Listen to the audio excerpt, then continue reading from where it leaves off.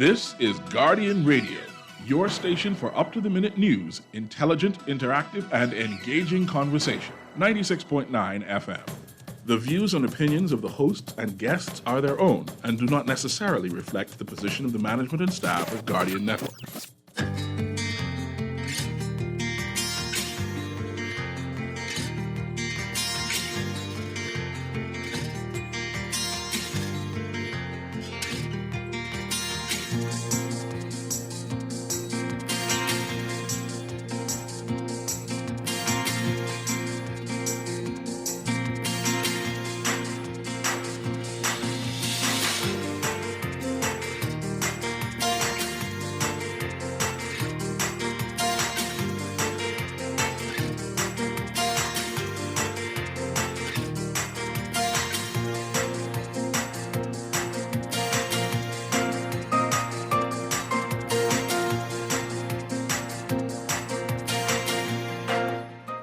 Good morning. The prison chief sent on leave. 2 deputy prison commissioners ordered return to active duty. More than 400 migrants to be sent home today. And the Prime Minister says he is reviewing church restrictions. It's all straight ahead this morning. I'm Dwight Strachan, and this is Morning Blend. Wake up, it's a new day. Wake up, it's a new day. It's the start of a new way. You know that it's here. It's the start of the end of the old way. Revolution. Wake up, it's a new day.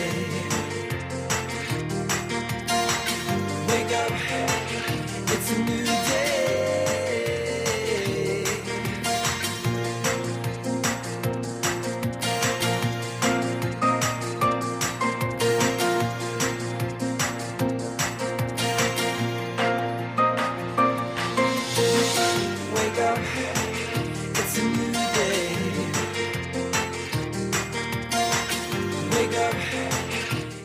Good morning again, Bahamas. It is Friday, October 1st, 2021. This is Morning Blend on Guardian Radio 96.9. Again, I'm Dwight Strachan. In a moment, Stephen Hanna will be joining us. Also this morning, it is the 1st of October, and that means it's Breast Cancer Awareness Month. We are talking about breast cancer in the Bahamas, and we'll be joined by our friends from Sister Breast Cancer Support Group.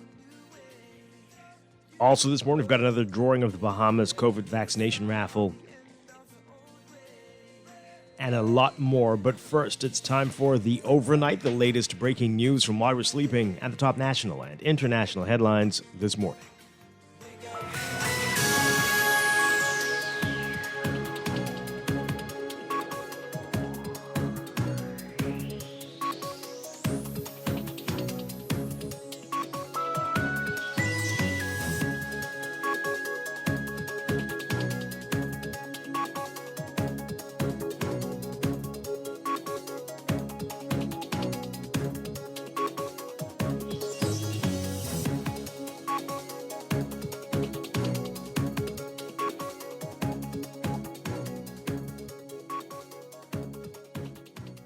In the overnight, Minister of National Security Wayne Munro announcing that Commissioner of Corrections Charles Murphy has been placed on immediate leave pending an investigation into several matters at the prison. In a statement yesterday, Munro also revealing that Deputy Commissioners of Corrections Bernadette Murray and Doanne Clare, who were in the Ministry of National Security, were ordered to return to the prison. He said Clare will act as Commissioner of Corrections in Murphy's absence. Munro's firm, Munro & Associates, represented Clare and Murray in a 2019 lawsuit against the government. Clare and Murray claimed they were forced to take vacation to facilitate the appointment of Murphy as commissioner. Munro says there are 3 matters under investigation that resulted in the commissioner being placed on leave. He said the briefing produced by Commissioner Murphy disclosed on the face of it that the Bahamas Department of Corrections was not being operated in accordance with the Correctional Services Act. Munro also said it came to his attention that the prison management might have breached an order made by the Supreme Court Justice Klein ordering the release of an inmate who had been committed to prison himself for failing to obey an order of a Supreme Court judge. The minister added that the inmate subsequently tested positive for COVID-19. He said it came to his attention that during the inmate's stay at the prison, he was quarantined in a cell with 3 other individuals. He says on the face of these concerns, Commissioner Murphy was directed to proceed immediately on administrative leave, and that Deputy Commissioners Murray and Clare, who were in the Ministry of National Security, were ordered to return to the prison. After several days, delays and hiccups, more than 400 Haitian migrants who risked their lives in search of a better life are expected to be repatriated to Haiti today. That's according to Director of Immigration Clarence Russell. He said 413 migrants will be repatriated from Managua via Bahamas Air, and that they anticipate 4 full flights under heavy security. He also said women and children will get priority.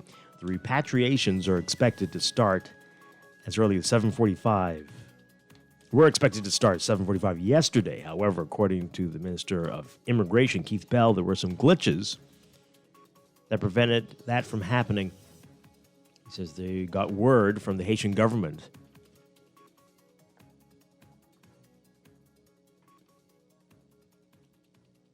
and they've been in communication with the Minister of Foreign Affairs, who's in direct contact with the Haitian consulate and the government, but that the flights, while not able to begin yesterday, would be able to begin today.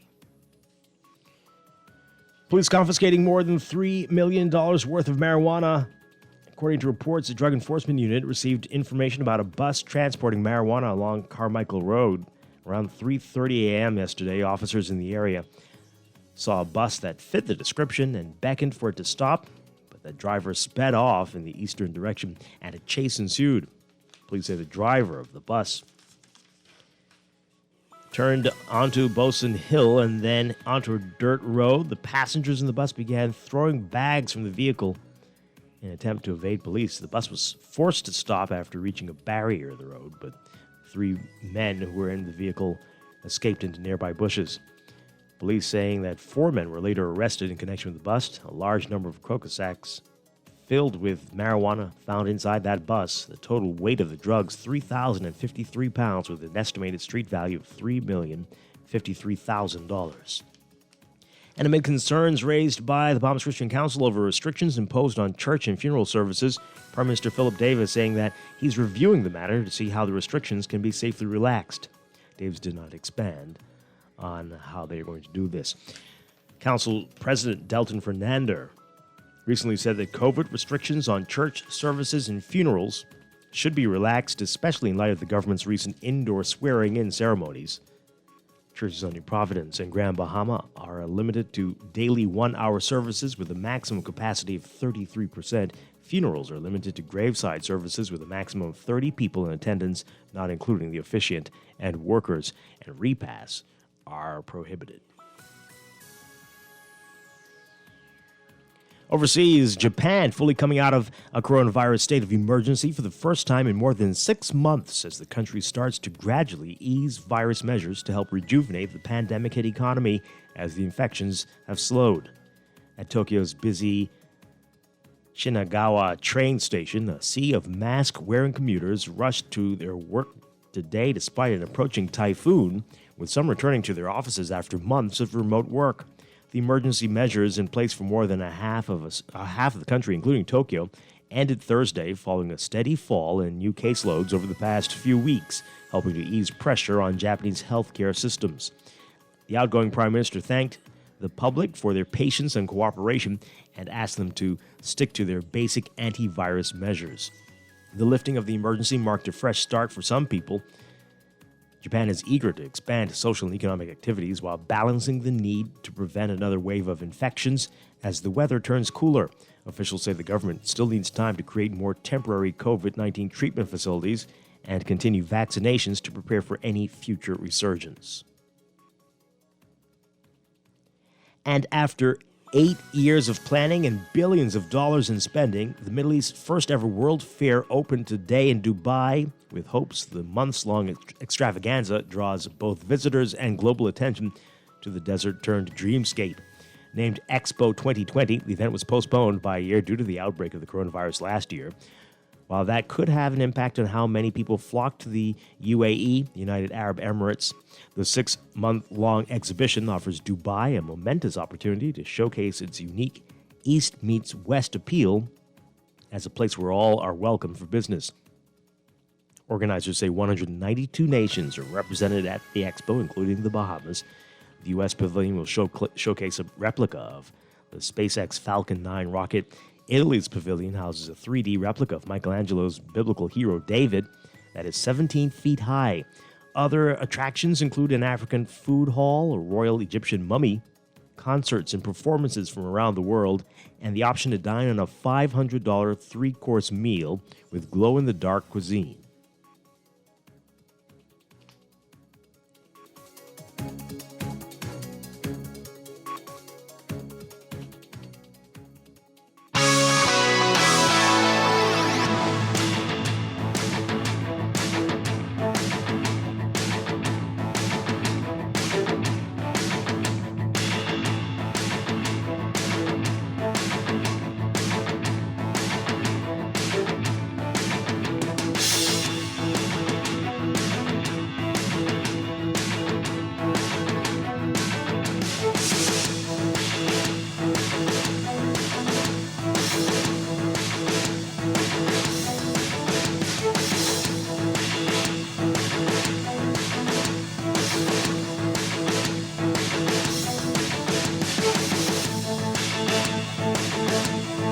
In sports, Bahamian junior national record holder in the boys 400 meters, Wendell Miller, has decided to make the jump to the professional ranks straight from high school. He'll be under the tutelage of Bahamian coach Henry Roll at the Puma Elite Training Club in Boca Raton, Florida. The 2021 St. John's College graduate leaves for Florida Friday, October 8th. He will be studying at the tertiary level while training and will be in the developmental level of the club at first.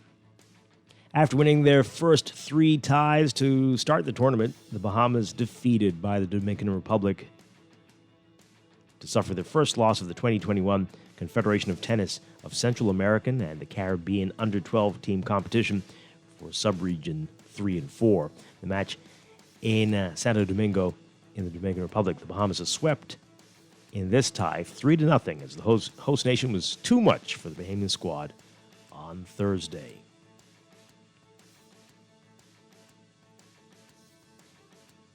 From the NBA is saying it's seen a rise in vaccination rates in recent days when factoring in those players who have received at least one of the necessary shots. The league-wide rate is now around 95% when counting those who are now at least in the vaccination process, saying a person who spoke to the Associated Press on condition of anonymity. Based on a rough count of nearly 600 players in the league right now for training camps, that figure will be closer to 500 when the regular season begins October 19th and rosters get trimmed. The 95% figure would suggest that on average, one player per team is unvaccinated. ESPN first reported the 95% figure earlier in the week. The NBA gave teams tentative health and safety protocols for the season on Tuesday, detailing how players who haven't gotten the COVID-19 vaccination will be tested far more than their vaccinated colleagues and face a slew of other restrictions.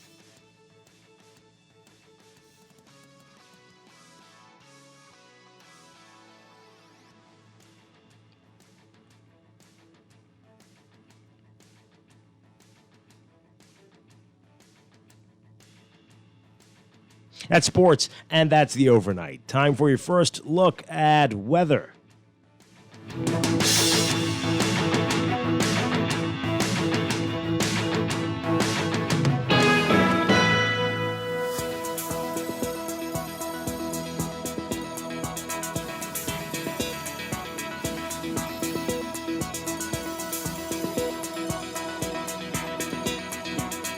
In your weather for today, we've got high pressure anchored north of the area. That's going to generate moderate to occasionally fresh breezes across the country, while a weakening cold front, also north of the area, will sag southwards to the northwest Bahamas by this evening.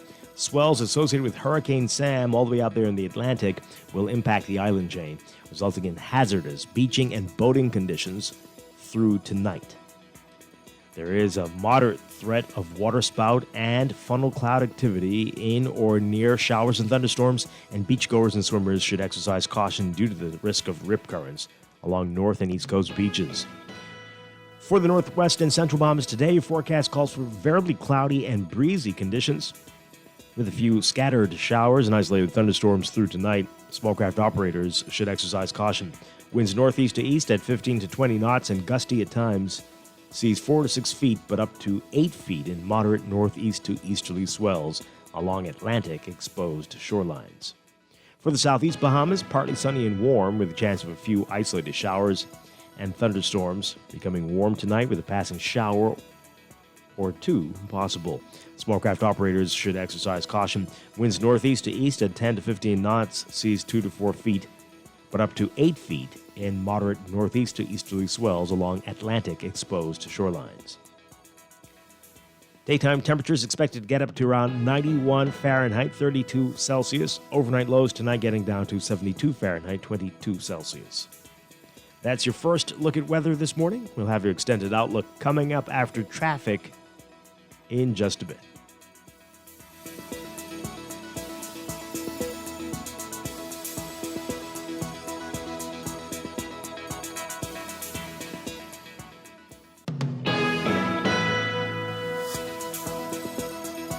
You're listening to Morning Blend. When we come back, we're discussing the day's top stories right here on your home for fresh news and smart talk all day.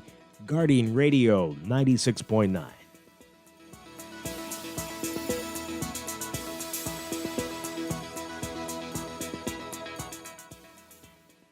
Technology serves to make our lives better, so why not your business too? At Custom Computers, we've been maintaining our knowledge and relationships with top tech companies since 1987 and carry only the most trusted brands like Apple, Microsoft, HP, and more. No company has helped more businesses build reliable IT systems than Custom Computers. You name it, we've done it. Call 396-1101 to talk to any of our business experts. Find trust in your tech. Count on Custom Computers. Tired of banks forcing you to use technology to bank the way they want you to? Your convenience is important. So no matter what your banking needs, Commonwealth Bank's friendly staff are always available in branch for that personal one-on-one service. But when you choose technology, our online and mobile banking app offers you state-of-the-art functionality. The choice is yours. Commonwealth Bank. Bank the way you want. For 38 years, Strachan Commercial Pest Services has provided trained certified technicians while using environmentally safe, industry-standard products. Pests can devastate your business. Together, we will ensure adequate sanitation standards and safe pest exclusion methods. Uncontrolled pest problems lead to significant financial loss due to food contamination, business disruption, and stock waste. Strachan provides detailed solutions protecting your business and reputation. Strachan, #1 in pest control services. This is Guardian Radio 96.9 FM. Fresh news, smart talk, all day. Wake up, it's a new day. Wake up, it's a new day.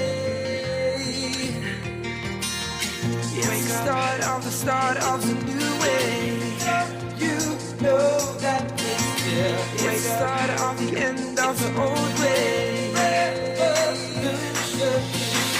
Wake up, it's a new day. Wake up, it's a new day.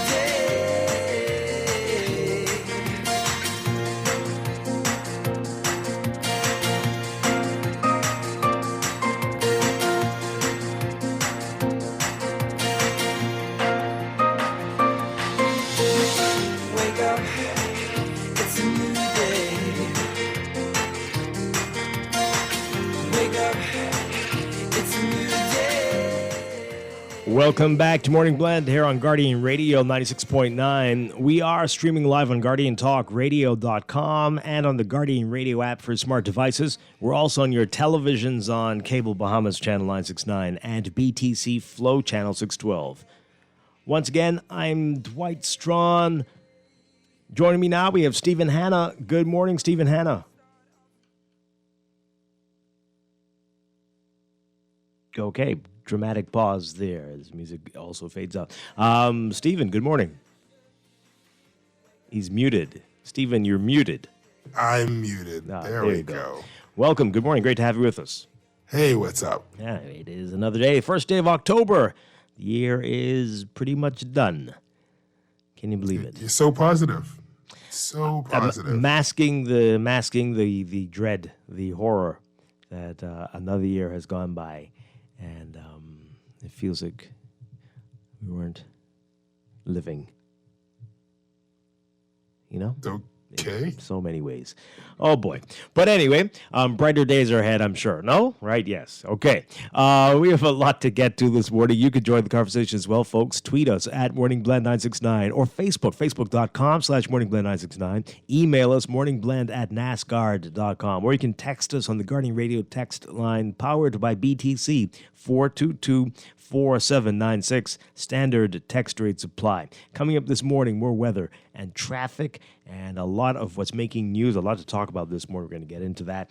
Then in our 8 o'clock hour, we're going to be talking about breast cancer in the Bahamas. October is Breast Cancer Awareness Month, and everybody's being asked on Fridays to wear pink or something in that variation to support breast cancer awareness and the fight against breast cancer. We're going to be talking with our friends from Sister Breast Cancer Awareness Group this morning. And we've got another drawing of the Bahamas COVID vaccination raffle.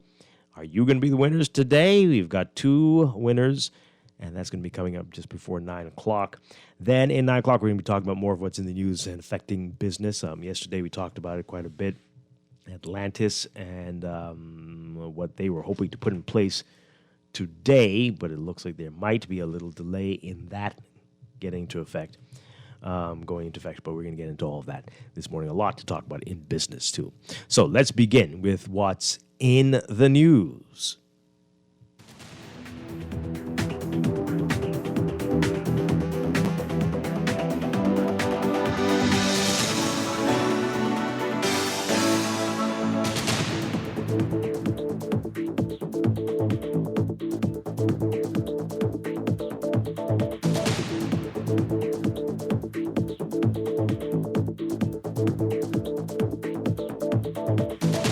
And in the news, the big headline in the National Guardian, prison chief sent on leave and 2 deputy prison commissioners ordered returned to active duty. What was that? A sigh already? It was a little bit of a sigh. Oh, dear. Well, let's listen to the story. Travis Cartwright-Carroll writing about it in today's National Guardian. Minister of National Security Wayne Munro announcing yesterday that Commissioner of Corrections Charles Murphy has been placed on immediate leave pending an investigation into several matters at the prison. In a statement, Munro also revealed that Deputy Commissioners of Corrections Bernadette Murray, and Doan Clare, I'm sorry everybody messing up your names, who were in the Ministry of National Security, were ordered to return to the prison. He said Clare will act as Commissioner of Corrections in Murphy's absence. Now, this is where the story gets interesting. Munro's firm, Munro & Associates, represented Clare and Murray in a 2019 lawsuit against the government. Whoa. Clare and Murray claimed they were forced to take vacation to facilitate the appointment of Murphy as commissioner. Munro said there are 3 matters of investigation that resulted in the commissioner being placed on leave. He said, quote, the briefing produced for me by Commissioner Murphy disclosed on the face of it that the Bahamas Department of Corrections was not being operated in accordance with the Correctional Services Act. Munro also said that it came to his attention that the prison management might have breached an order made by Supreme Court Justice Klein ordering the release of an inmate who had been committed to prison himself for failing to obey an order of a Supreme Court judge. The minister added that the inmate subsequently tested positive for COVID. He said it came to his attention that during the inmate's stay at the prison, he was quarantined in a cell with 3 other individuals. Munro saying in that statement, quote, in the face of these concerns, Commissioner Murphy was directed to proceed immediately on administrative leave. Deputy Commissioners of Corrections Bernadette Murray and Dawn Clare, who were in the Ministry of National Security, have been ordered returned to BDOCS, Department of Corrections. Deputy Commissioner Dawn Clare will act as Commissioner of Corrections in the absence of Commissioner Murphy. Now, May 13th, 2019, Tribune article reported that Monroe and Associates was seeking a Supreme Court order quashing the recommendation of the Public Service Commission and the Minister of National Security to appoint Murphy as Commissioner of Corrections, a declaration that Clare and Murray's leave from the posts is not properly accounted as vacation leave, and that the decision of the acting permanent secretary to refuse them to return to their substantive posts as deputy commissioners was unlawful, consequential relief, costs, and damages. The status of the legal matter was not immediately clear as of yesterday. Now, asked whether he thought he was in conflict of interest, given that his firm represented Clare and Murray, Monroe said, quote, "The truth is they are, in fact, deputy commissioners. I didn't make them deputy commissioners." That's not the question. That has always been their rank. So nobody has been advanced in a substantive rank at all. Having been appointed, I am inactive in my firm. I don't recall representing them directly. He said that in his first week in office, he was confronted with behavior with regard to the inmate that resulted, quote, with me being threatened with litigation personally. What? Quote, when I arrived there, they were still deputy commissioners and no substantive office has changed.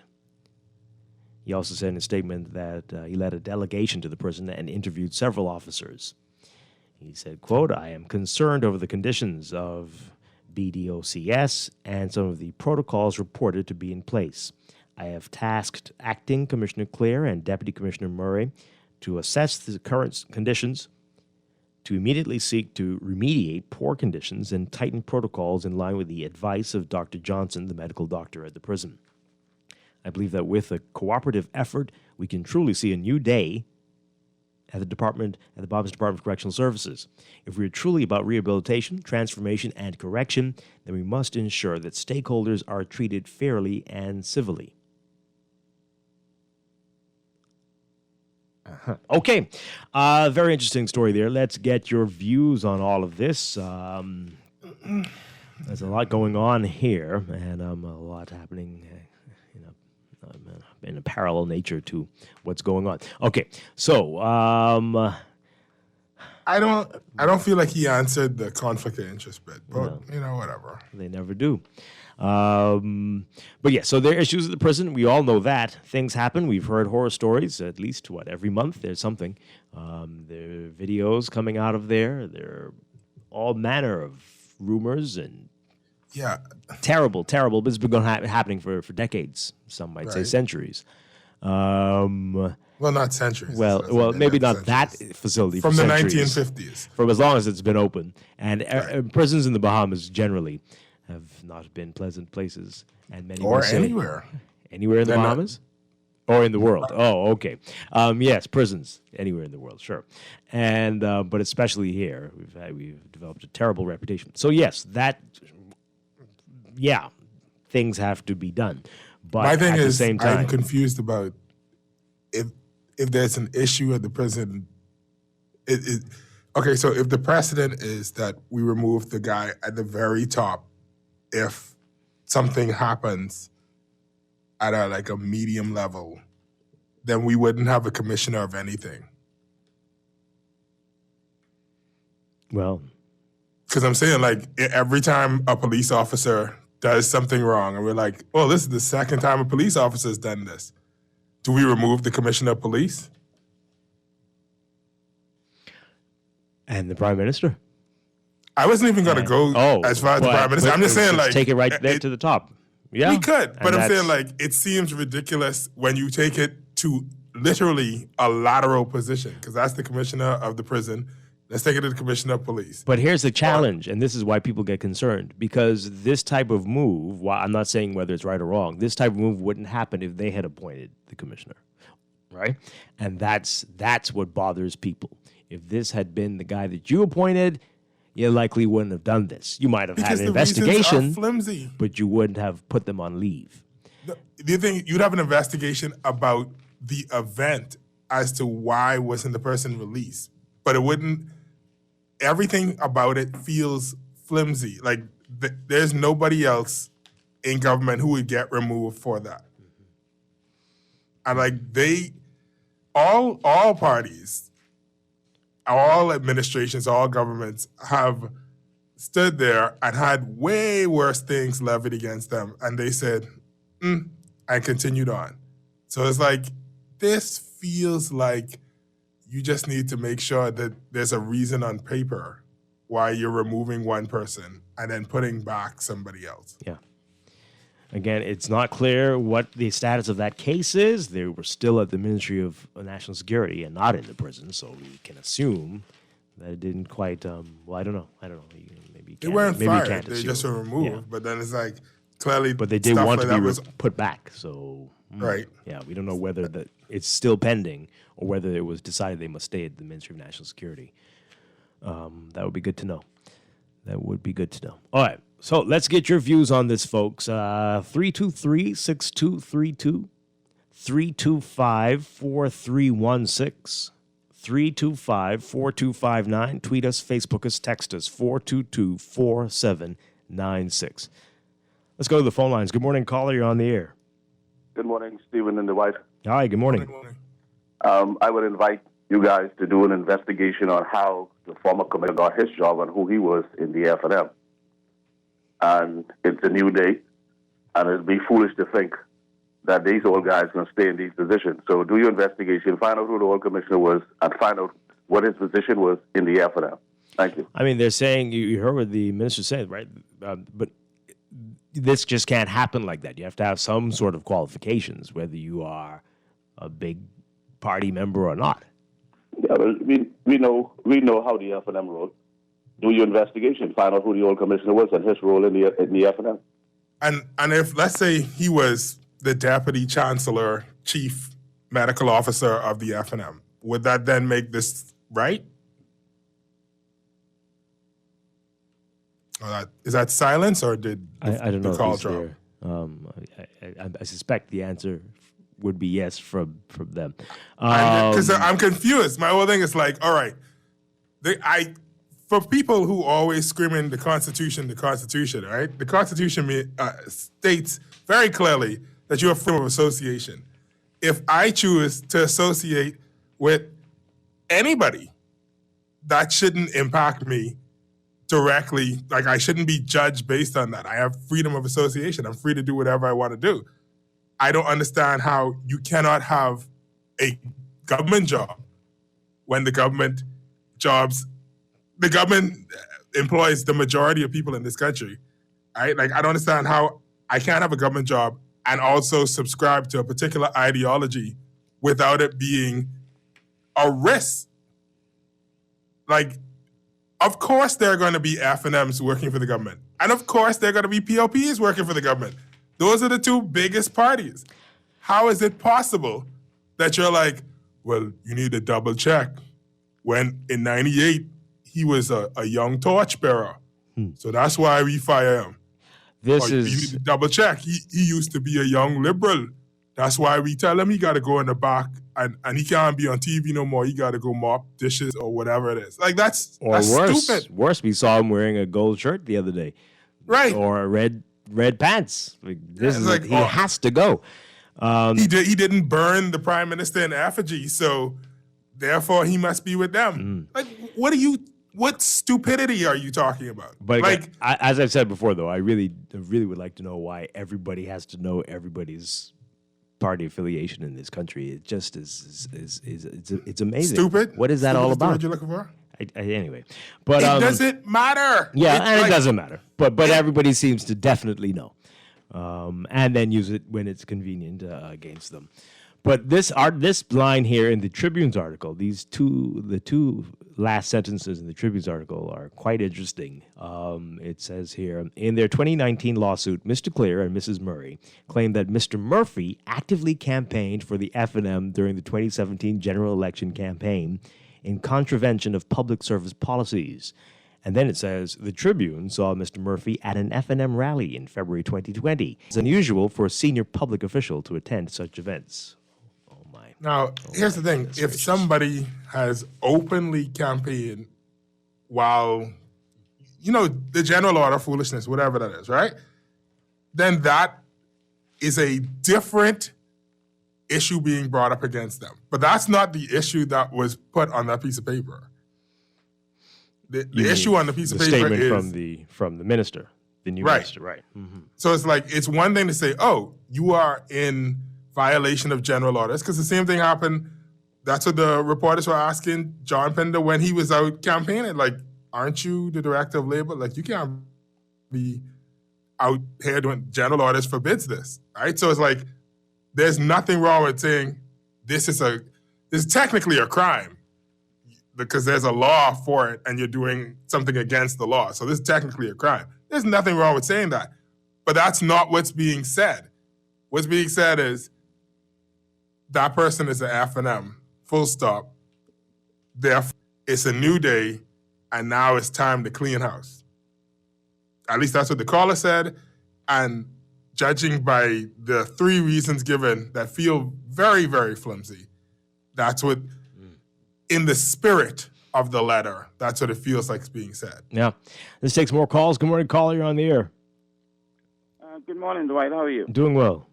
Awesome, and to your guest. I mean, I can't hear your guest on the phone. I can hear you, but I can't hear him. But anyhow, listen, can you hear me now?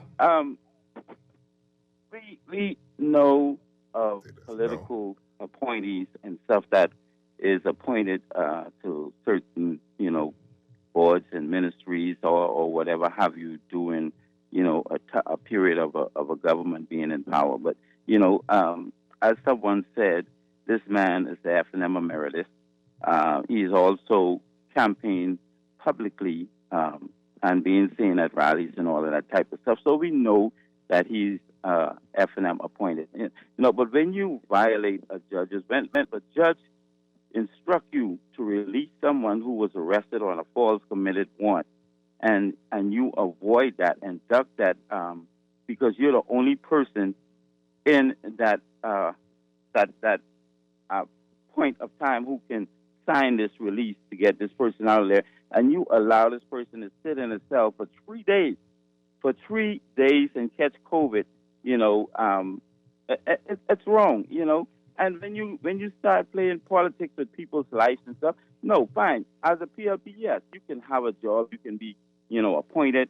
As a F&M, you could be appointed. But then when you allow your politics to interfere with your judgment of doing things the right way, there is where the problem comes in for me.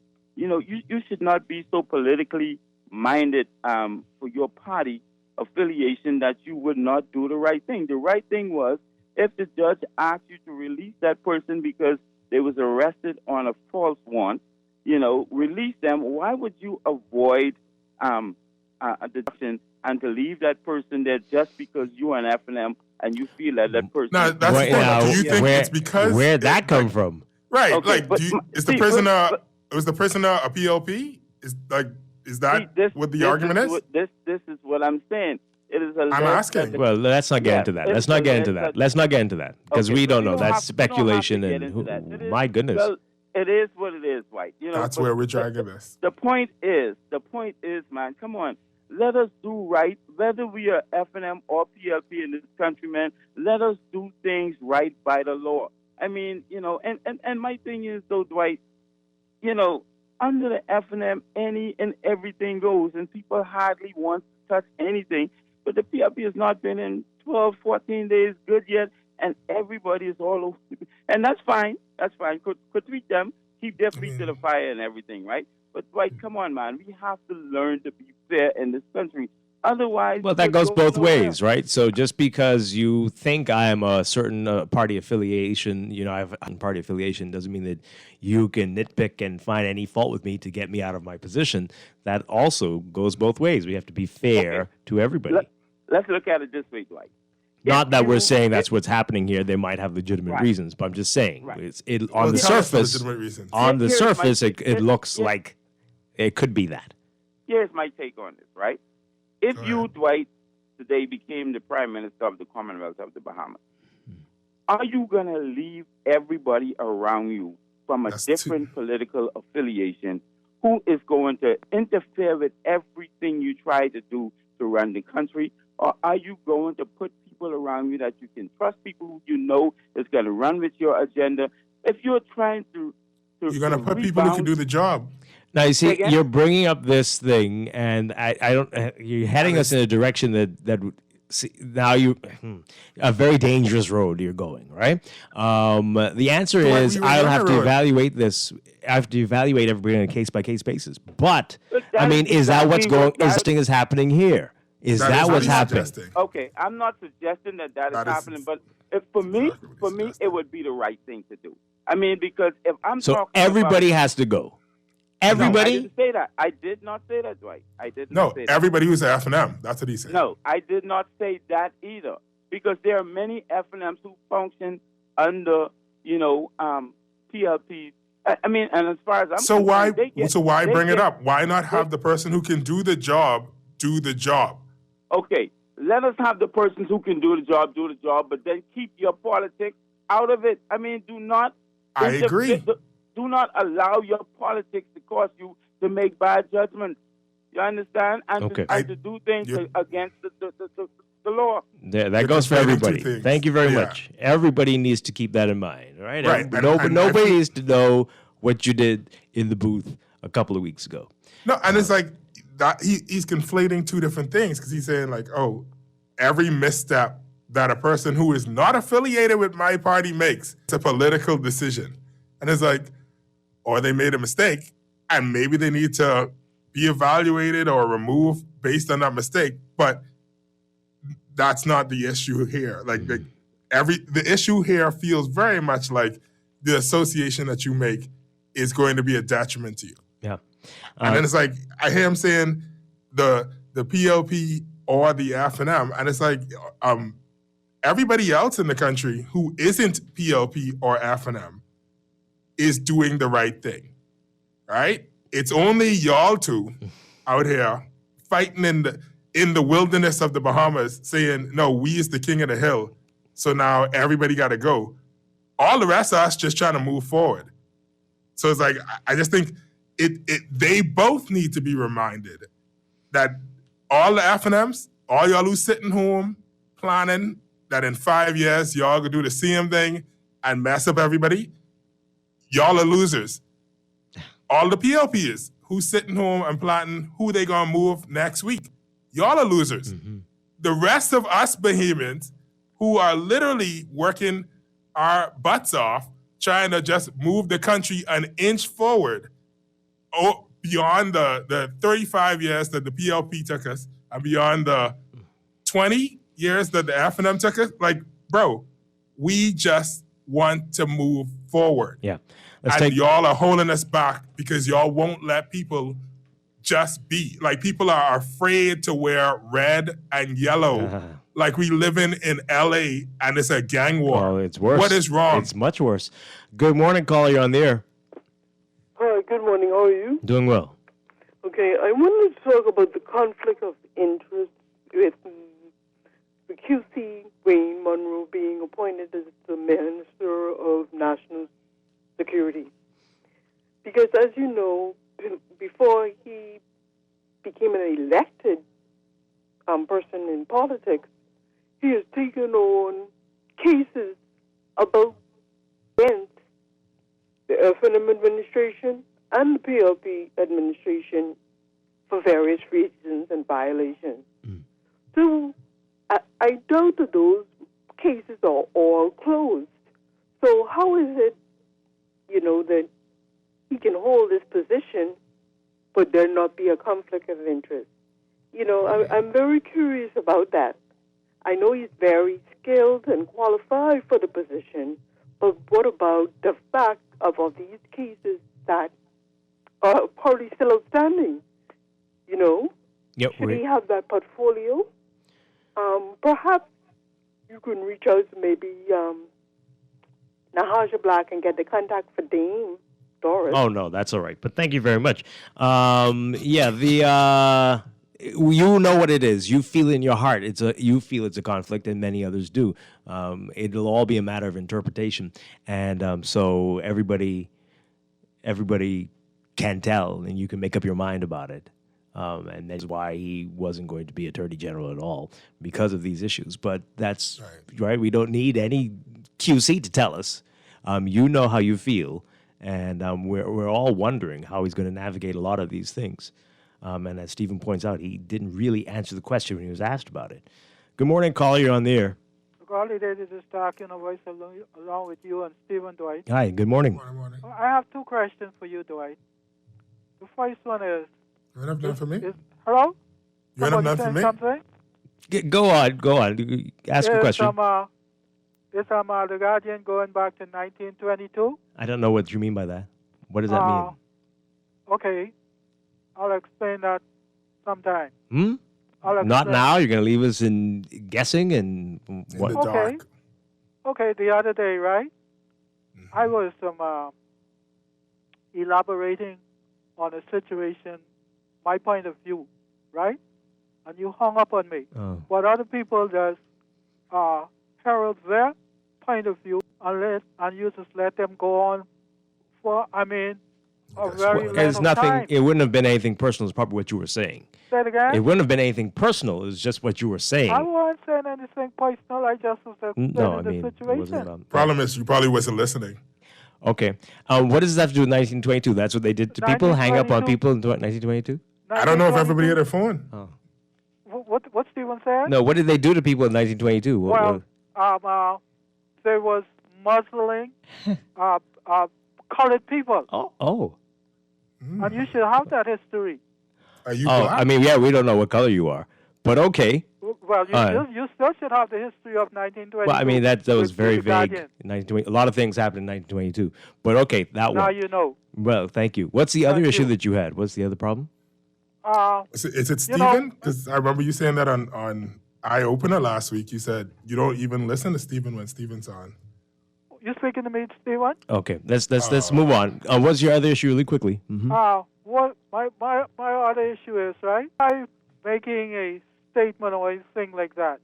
I would always say thank you when I'm finished. So you should give me a chance to say thank you, and you would know I'm finished, and then you wouldn't have to be in. But we only have a limited time on the air, so we got to move things along. You could just say, you could just tell me. You just don't hang up on people. That's insulting. Yeah. Thank you. He says thank you to you. All right. Thanks a lot.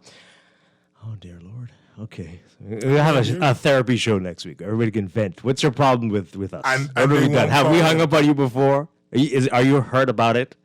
Huh? Well, I'm very hurt by some of the text messages you send me. So we can all let it out. Right? We can let it out on that day. We'll do this one day next week, maybe. You know what the issue vent. is, Dwight? I don't know how, but I blame local government. The lack of local. No, because a lot of the people who are chronic callers don't have any power in their life, in their personal life, in their political life, in any sort of way. And the only sort of power or control they can exert is when they call in. When you tell them, hey, wrap it up, we have to go to a commercial break, they're like, he's taking my power. But it's not us. It's the political system that you exist in has never given you power. This is a private radio station. It's not a public service. Although it does public services, it's not a public service. You can't go in somebody's food store and start selling coconuts in their food store without their permission. It's the same principle. You can't just come on the radio when it's a private radio station and be like, I have the right to say my opinion. Not here. Not here and not now. So now we rushed them along, not even to take another call, but to go to the commercials. Oh, how wicked. Evil. And it's like, bro, understand, no one is hating on you. Dwight is giving y'all way more time than I would give y'all, because the minute I hear you say good morning, I would be like, okay, next caller. Wow. But Dwight is giving y'all all the leash, all the rope. Tell them, when I used to work there, I had a list of people who could not call. I left the list there. When I left, Dwight got rid of the list. And that's the only reason why the majority of y'all can get. You don't have to be like that today. Oh, dear. Okay. I'm just saying. We welcome all of your calls, but if you are going to be... They could hate me, but they need to love and send you gifts and flowers. That's they all don't right. understand. That's all right. I would never even take that. They wouldn't get to taste the air. Oh dear, we don't have to be like that today. It's the first day of October. We have to look forward to the It's holidays. a new day. It's a new day. It's a lot of things, yes. And we welcome all the calls, but we have to move things along. If you're not making sense, if you're insulting people, if you're saying some things that just shouldn't be on the air, right, things that could maybe get us into some trouble, I've got to let you go and cut you off. I don't know what you look like, and that doesn't matter at all. But if you're heading down a road that's going to cause everybody heartache and bane, we can't do it. So don't get mad if you see me on the road. Don't throw a rock at me, please. You look like we're trying to make it. We're all trying to make it. Okay, let's go to the text messages. Oh boy. This one says here, well, it starts, and you know what I mean. Revenge is a dish best served cold. Okay. This message here. Oh boy. It's the same thing. I missed the show yesterday, but I heard the broadcast. I was disappointed in you and your guest host, Patrice Fisher, pushing your agenda on the hotels, yours and the hotel agenda for vaccination. But I was proud of Mr. Darren Woods to put you all in your place, especially Patrice, with the statements about the unvaccinated. In my opinion, that was crazy. Nobody or business should be above the law. Pushing our agenda, we're just asking questions that many, many, many other people have as well. How long do you expect the hotel to continue to foot this bill if you're going to insist that you're going to remain unvaccinated? And will that, I don't know, these unions have a lot of weird rules where they have to get Christmas bonuses, even if the company's on the verge of collapse. But I don't know if they don't have that type of rule, then will you receive bonuses this year if they have to continue to pay for people to be tested every week? That could be a problem, right? And I promise you, all the people who are vaccinated could be like, no, I want my bonus. Take their bonus. Okay. It won't work like that. It won't. And it could be a fight. It will be a big problem, right? But it's anyway. It's weird how we love capitalism until capitalism is capitalism. It's like, if it's about making a profit and you are costing me money, then of course I'm going to be like, well, this money going to come from somewhere.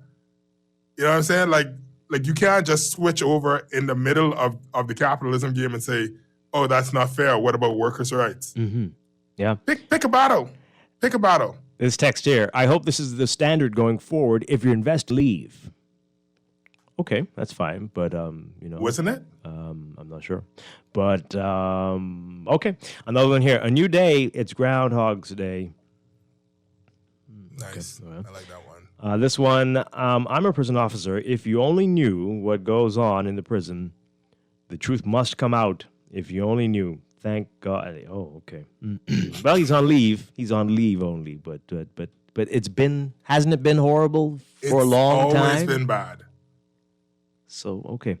This one says here, that's what the people get for voting for spiteful PLPs. They just reach in, already showing their selfish power. Well, I mean, this is the same thing that happens with all the governments, these two parties. There's a lot of this questionable people put into positions. We had a lot of that with the previous administration. My God. What? We still wonder how certain people. Anyway, okay. This one says here, okay, on the air. This one says here, based on the full press release, the Minister of National Security that I read, which was issued with a full list of legitimate reasons and detailed interview process with specific names were identified, it was a very transparent process. So I think we need to consider each of these issues separately. Conflict of interest? Perhaps, but there were reasons laid out to justify immediate suspension of the commissioner. It was detailed. You're talking about the actual release. PDF? No, the what? The actual release from the minister. Right. Okay. All right. So let's read that then. You're trying to say the media has picked out the parts. The Bahamas Department of Correctional. Yeah, okay, so let's read that full statement then. Here we go. Today, Commissioner of the Bahamas Department of Corrections, Charles Murphy, was placed on immediate administrative leave pending a full investigation into several areas. The 3 areas of immediate and greatest concerns are 1, the briefing produced for me by Commissioner Murphy that the Bahamas Department of Corrections was not being operated in accordance with the Correctional Services Act. 2, it came to my attention that BDOCS, the management of which is vested in Commissioner Murphy, may have breached an order made by Supreme Court Justice Klein ordering the release of Prescott Smith, who had been committed to BDOCS himself for failing to obey an order of a Supreme Court judge. 3, it was reported to me that the aforesaid Prescott Smith has subsequently tested positive for infection with the SARS-CoV-2 virus. It came to my attention that during his stay at BDOCS, Mr. Smith was quarantined in a cell with 3 other individuals. In the face of these concerns, Commissioner Murphy was directed to proceed immediately on administrative leave. Deputy Commissioners of Corrections, Bernadette Murray and Dwight, who were in the Ministry of National Security, have been returned to BDOCS. Deputy Commissioner Dawn Clare will act as Commissioner of Corrections in the absence of Commissioner Murphy. I led a delegation to BDOCS from the Ministry of National Security, comprising the Acting Permanent Secretary, Officer Paul Jones, and Project Officer Delgado Forbes. We interviewed the following. 1, the officers in charge of the Central Intake Remand Facility where Mr. Smith was held. 2, the officer in charge of the Medium Security Unit of BDOCS. 3, the officer in charge of the Maximum Security Block of BDOCS. 4, I think they call it BDOCS. Is that what they're calling it now? So maybe that'll be easier for me to say. 4, the officer then in charge of the sick bay at BDOCS. Don't cut corners. I hear people saying it. And it's a slippery slope. Oh, okay. 4, the officer then in charge of the sick bay. 5, the personnel in the medical records section. 6, Dr. Johnson, the medical officer. And 7, the officer in charge of the female unit. I am concerned over the condition of BDOCS, and some of the protocols reported to be in place. I've tasked Acting Commissioner Clare and Deputy Commissioner Murray to assess the current condition to immediately seek to remediate poor conditions and tighten protocols in line with the advice of Dr. Johnson. I believe that with a cooperative effort, we can truly see a new day at the Bahamas Department of Correctional Services.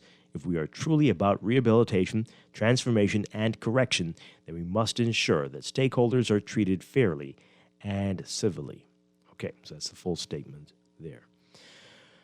Well, okay, we will see. So once again, Dwight, the 3 reasons are at the top, right? Mm-hmm. The first one being that it's not being operated in accordance to the Correctional Service Act. So that's a very broad statement. That can mean any number of things, but fine, that is a thing. The other 2 are directly dealing with Prescott Smith, right? And that itself, if we're talking about one prisoner, because I'm sure we could find at least 10 prisoners at any point in time who have issues with how they are being treated. They're not calling it Her Majesty's anymore, but at the prison. I'm sure at any point we could just throw a rock in there and hit a prisoner who is being mistreated. And so that's a systemic issue that we need to fix with the prison itself. Mm.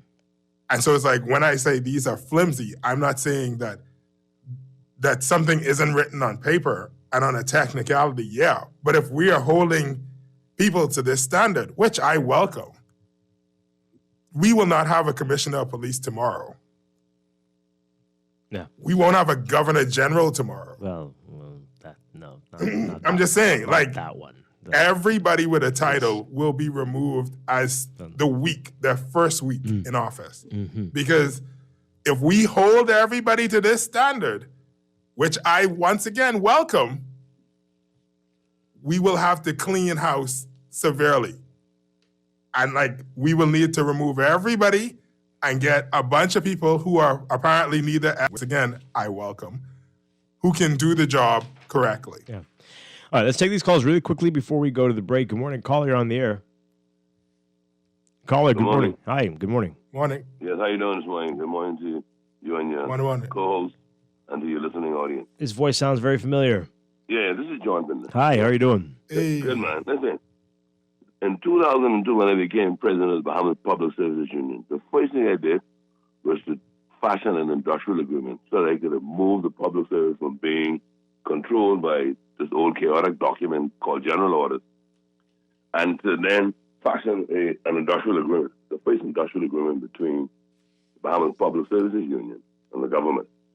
One of the things I was advocating for was to cause there to be a constitutional amendment and public service regulations to be amended to speak to appointments of senior managers in the government when a government is changed. Unless we come to some or make some sort of policy that speaks to, listen, when I become the government, I want to put my people in top positions. We always have this problem. So they will find reasons. Each government is guilty of this. All governments have been guilty of this. They will find reasons to move certain people, to put their people in position. I can tell you that because, I was taking, I benefited from that to some extent, okay? And this will always happen. Bahamians have to understand that this can happen.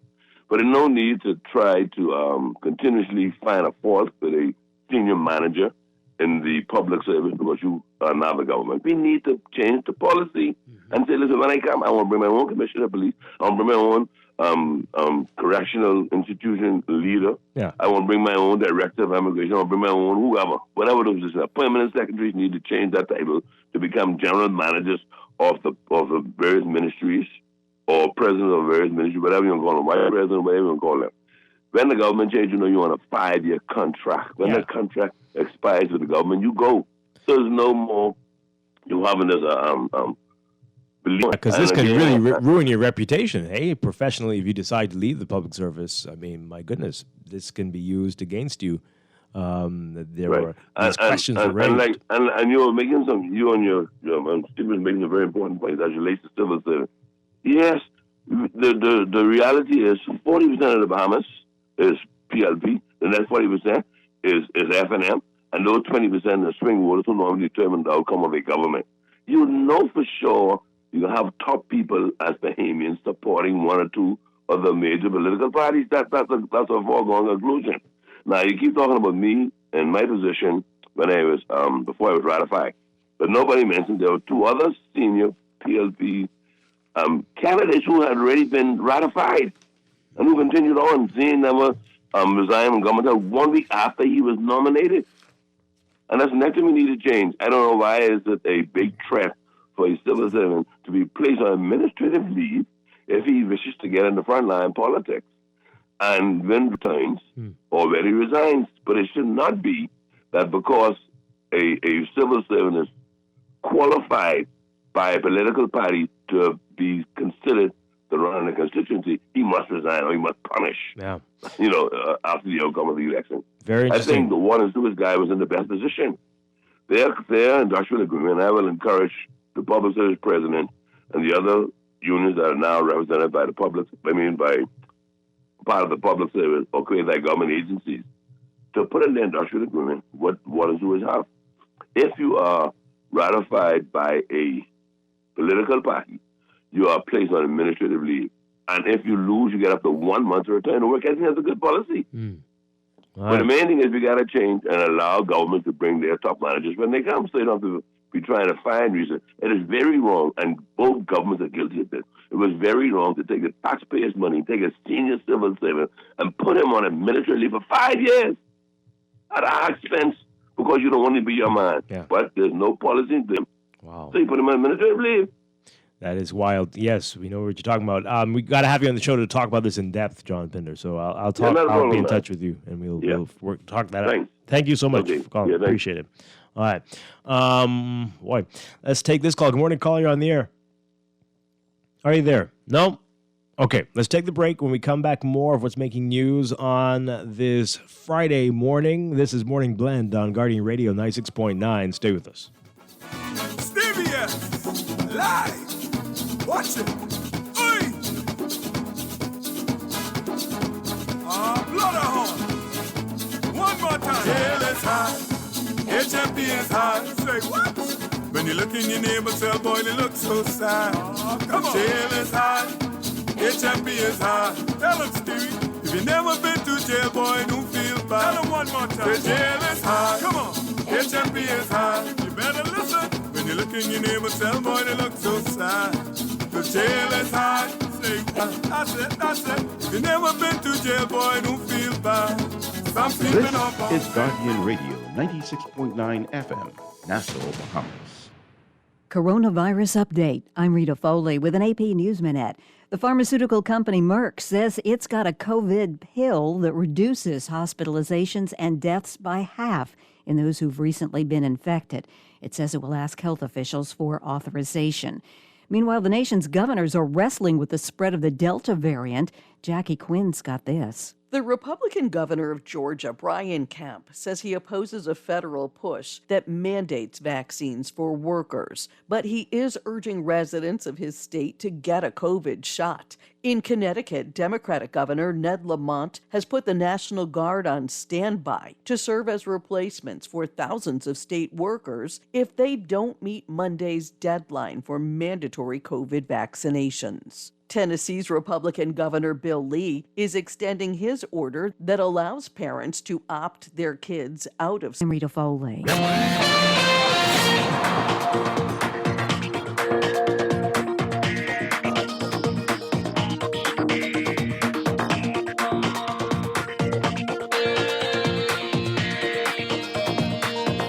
It's time for your first check of traffic for this morning, brought to you by RBC Royal Bank. Here's what's happening in your real-time traffic. We're seeing the heavy traffic on Milo Butler Highway, just north of Fire Trail in the northbound lanes there. Both lanes up to Tawny Williams-Darling Highway. You'll see that before you get to Harold Pond, just north of Fire Trail. Glaston Road also busy this morning, but not as bad as Milo Butler, but heavy traffic in the northbound lanes the closer you get to JFK Drive. Blue Hill Road is getting busier as well, northbound, just north of Soldier Road. You'll be seeing that traffic to that roundabout with Independence Drive. And further south, between St. Vincent and Carmichael, you'll be seeing that heavy traffic, mainly northbound, but also pockets southbound. And eastbound on Carmichael to Blue Hill Road, traffic is building there at this time. Elsewhere, we've got East Street South, so near Soldier Road, the intersection there, and just north of there, northbound mainly to the roundabout with Independence Drive and East West Highway, and at the intersection with East Street and Robinson Road. And then along Robinson Road at the major intersections like Robinson and Marathon Road and the East West Highway, and then Robinson and Soldier Road, and further up Prince Charles and Fox Hill Road. You'll be seeing some heavy traffic there. Those are your hot spots right now. We'll have another real-time report for you after the 8 o'clock news. That's your Morning Blend Traffic Alert, brought to you by RBC, which is pleased to announce that its main branch on Bay Street has reopened effective September 20th. Hours of operation Monday to Friday, 9 a.m. to 4 p.m. RBC remaining committed to serving you. We'll be back with more Morning Blend after these messages here on Guardian Radio 96.9.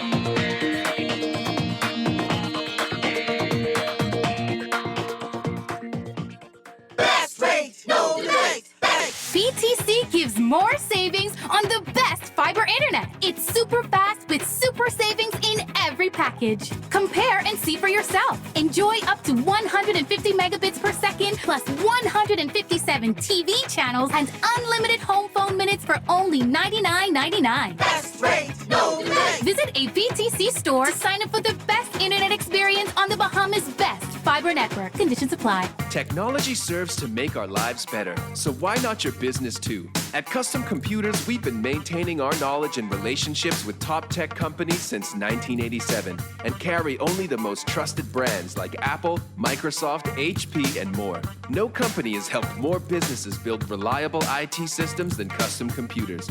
You name it, we've done it. Call 396-1101 to talk to any of our business experts. Find trust in your tech. Count on Custom Computers. You've tried everything. ASUS with your mother's cousin's sister's auntie, and even hiding your money under your mattress. But is your money safe? Your Bahamian dollar deposit in a member bank or credit union up to $50,000. If anything happens, your deposit up to the insured value will be returned to you thanks to Deposit Insurance. Visit Deposit Insurance Corporation at www.dic.bf. Protection for your money guaranteed with DIC. Have you heard about the COVID vaccine raffle? If you are vaccinated against COVID-19, you can enter to win amazing prizes like food store gift certificates, hotel stays, beach excursions, and so much more. Even if you are previously vaccinated, you can still enter to win. The COVID vaccine is free, safe, and protects you from severe COVID-19 infections. Don't delay. Get vaccinated today and enter to win. Visit www.vaxbahamas.com to register. Unlock your home potential with a home equity loan from RBC and let your greatest asset fund your home improvement and personal projects. Switch your mortgage to RBC today and experience the difference with no management fees, cash back on closing costs, and step-by-step guidance from our team of expert mobile mortgage finance specialists. Learn more at rbc.com/Caribbean/equity loan. Reimagine new ways to bank better with RBC. Breakfast just got better at Wendy's. Introducing the Breakfast Biggie Bag. Enjoy a double sausage muffin with 2 square sausage patties, a freshly cracked egg, and cheese served on a toasted English muffin, a medium waffle fries, and an orange juice for only $5.25, VAT inclusive. Add an apple pie for just $1 more. Say what? At Wendy's, better breakfast is all day. Offers valid in participating locations. Wendy's, different inside and out. Hurricane season is here. If you're not prepared, it can really turn your life upside down.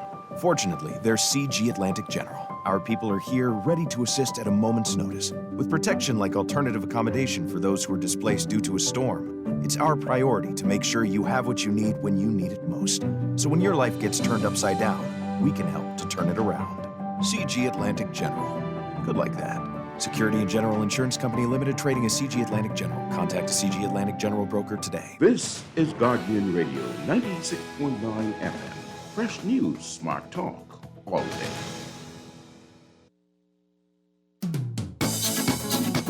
Come on, y'all. Stevie S. Live. Watch it. Oi.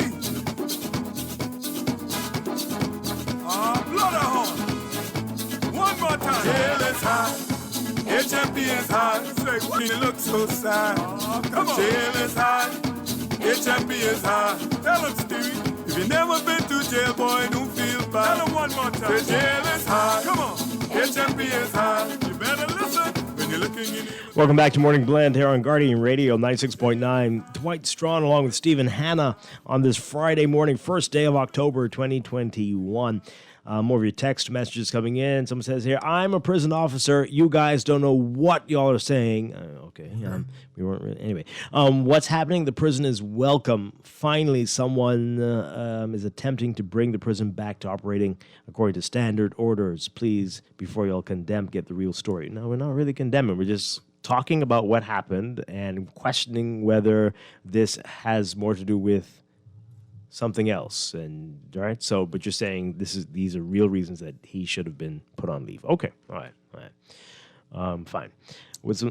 They feel very broad, and the 2 second ones, the second and third one, the prison should have been shut down in 1956. Wow. I'm just saying, if we're, and I don't have an issue with that. I just don't want people calling in and being like, I didn't like this guy either, so this is a good thing.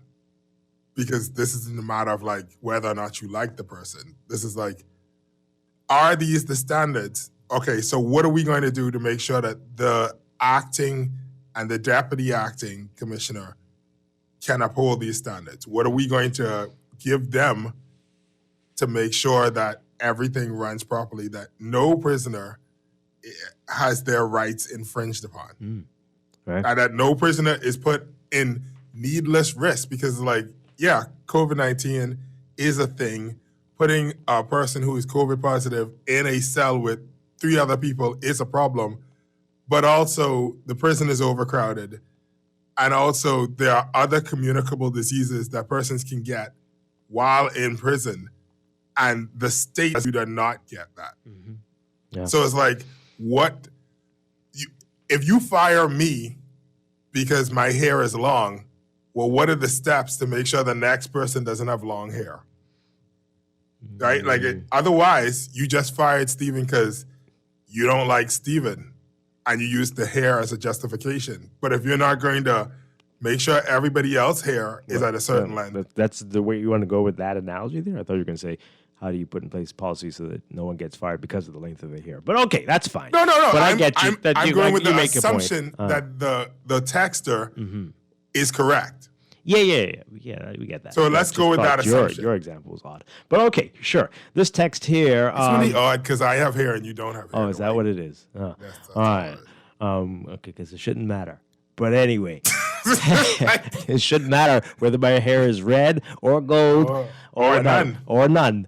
That's right. Feel very passionate about this subject now. Okay. This one says here, what's good for the goose is also good for the gander. The last Minister of National Security did the same thing when he removed a lady who was next in line. Did anyone cry then? Yeah, people did, if I remember correctly. But sure, whenever that happens, people do cry out, but depends on who's crying out. That's the only time that people listen, it seems. When do we stop is the question. Right. The text is also saying, thank you very much, John Pinder, for setting the record straight. I appreciate your honesty. We got another text about that as well. Someone says here, I appreciate John Pinder's honesty, but the problem is his government changed. But I guess if it required a referendum, they wouldn't have won that. All right. But I'm sure John Pinder will say he wasn't a legislator. And he was trying to become one, and look what happened. Okay, but yes, definitely we have to talk about this. We have to address this once and for all. He made some interesting points this morning, and we're going to get him on, and maybe some others to have a real discussion about that, the way forward. And if we are all mature enough to agree to these terms, okay, so you're in, you want to do this now, this is your people, your time, and then... Or should it not be like that at all? I'm a professional. I'm here. My party politics doesn't matter. It shouldn't matter at all. I'm going to do the best job I can do. I'm not going to sabotage you just because you are on the other side. Are we mature enough to handle that? If we are going to go down this road where it's like association is a problem, then let's go all the way down the road. Hold any sort of office if you are associated with any party in the past 3 years. Like, we cannot see you eating lunch with somebody who's a card-carrying member of that party. Isn't that something? The banks and the insurance companies are asking you if you're a politically exposed person. Right. But this... But I'm saying, like, let's go all the way. Yeah. Let's not halfway it, right? Don't be like, oh, I know in my heart this person is a PLP or an FNM. No, let's go all the way. You cannot high five. If you see the person on the street, cross the road. Right? You cannot have anything to do with that person. What if that's my brother? It doesn't matter. Oh, What the Bible say? Forsake your brother and sister so you can carry your cross. Here we go. Okay. Let's do it. Let's take this call before we break for news. Good morning, caller. You're on the air. Good morning, Dwight and Stephen. How are you all this morning? Doing well. Good morning. Doing well. Okay, I have a little story. What Murphy did the other day was unconstitutional to my friend, okay? He was told by the Supreme Court to release the gentleman. He did not, okay? So he caused his own demise. He can't blame nobody for what happened, okay? Now the guy is sick, all right? He didn't go in there sick. Now he's sick. Nobody's sure if he's going to make it or not. He's out, but he's sick, okay? That is totally disrespectful to the Constitution and to the man's rights, okay? It's the Supreme Court giving an order, send an order down to release somebody in his job as the commissioner at the prison to release that particular person. There's no excuse for that. Yeah. And so he can't blame nobody for his demise. He caused his own demise, okay? And that gentleman was speaking about, he was one of the first one in the Bahamas, I know, for more than 30 years, speaking about the natural resources, okay? Okay. All right. Thank you, man. Didn't want to get too specific with the case matter, but okay. Thank you very much. We're going to take a break. We'll be back with more. Stay tuned for the news. This is Morning Blend on Guardian Radio 96.9. So sad. Jail is high. HMP is high. Tell them, Stevie. If you never been to jail, boy, don't feel bad. Tell them one more time. Say jail is high. Come on. HMP is high. You better listen. When you look in your neighbor's cell, boy, they look so sad. The jail is high. Say HMP is high. This is Guardian Radio 96.9 FM, Nassau, Bahamas. It's Friday, October 1st, 2021, and you're listening to the Guardian News Network Morning Report. Hello, everyone. I'm Charlene Ferguson. Thanks for tuning in. Topping the news. Commissioner of the Department of Corrections, Charles Murphy, has been placed on immediate administrative leave pending a full investigation into what National Security Minister Wayne Munroe says are several issues of immediate concern. In a press statement, Munroe noted that a briefing for Commissioner Murphy disclosed that the prison may not be operating in accordance with the Correctional Services Act, that management may have breached an order by Supreme Court Justice Lauren Klein ordering the release of Prescott Smith, who was committed for failing to obey an order of a Supreme Court judge, and that Smith, who subsequently tested positive for COVID-19, was quarantined in a cell with 3 other individuals. Munroe explained that in the face of these concerns, Commissioner Murphy was directed to proceed immediately on administrative leave. Deputy Commissioners of Corrections Bernadette Murray and Dawn Clare, who were in the Ministry of National Security, have been ordered to return to the prison. Clare will act as Commissioner of Corrections. Munroe said he led a delegation from his ministry to the prison and interviewed officers in charge of several departments there, including maximum security, the remand facility, and the medical officer. What he learned, he said, has left him concerned over the condition of the prison and some of the protocols reported to be in place. He said he has tasked the acting commissioner and deputy commissioner with assessing the current condition to immediately seek to remediate poor conditions and tighten protocols there. In other news, Deputy Prime Minister Chester Cooper remains unimpressed with the Minister administration's deal to save the Grand Lucayan Resort. After a meeting with the board of Lucayan Renewal Holdings yesterday, Cooper stood by his assessment that deal was egregiously bad, but said government would still pursue the agreement at the best interest of the Bahamian people. Kyle Joaquin reports. I actually said it was an egregiously bad deal, and I can confirm to you today that I didn't hear or see anything that would cause me to change my mind. After touring the property and seeing exactly what's happening with it now, Deputy Prime Minister and Minister of Tourism, Investments and Aviation Chester Cooper says Cabinet will have to determine the fate. The administration purchased the resort from Hutchison Whampoa in August 2018 for $65 million. There were concerns over how much money government was spending on the property per month. While he wouldn't give an exact figure, Cooper says his estimation of hundreds of millions was not far off. I had forecasted prior to coming to government that the government would have spent already in the region of $200 million. I'm also unhappy to tell you that I believe that's close. Cooper said he will make a detailed statement next week, but said the deal is undoubtedly costing the Bahamian people. Just days before the general election, former Tourism Minister Dionisio de Aguilar expressed disappointment that the Minister administration was not able to conclude the sale of the resort before the end of its term in office. He cited the protracted wait for Royal Caribbean and ITM to close a separate deal with Freeport Harbor Company. So, what happens now? The specifics of what will happen moving forward we will discuss. Suffice to say there is a legal agreement in place. We will follow the law and we will pursue this agreement in the best interest of the Bahamian people. Cooper said the deal is front and center and there will be movement in negotiations one way or the other. Attorney General Ryan Pinder was in that meeting.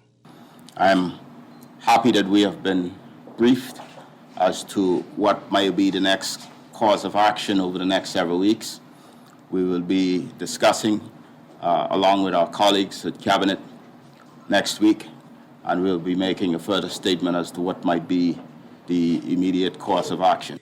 In the meantime, the DPM advised that there may be changes to the current board, as is the case with many other government-appointed boards. We're assessing the boards at the moment. I'm very thankful to the very competent board that's been in place, and we anticipate that once there is an election, boards would change. But I've been assured by the professional Bahamians who sit on this board that their expertise will always be accessible, whether the board is changed or not. Reporting for the Guardian News Network, I'm Kyle Joaquin. COVID-19 numbers are back up to triple digits. The Ministry of Health confirmed 130 new infections Wednesday, including 9 on Long Island and 6 each on Eleuthera and Inagua. 2 deaths under investigation were also confirmed as COVID-related. There were 2 female residents of Grand Bahama, ages 31 and 56, who died September 16th and 19th, respectively.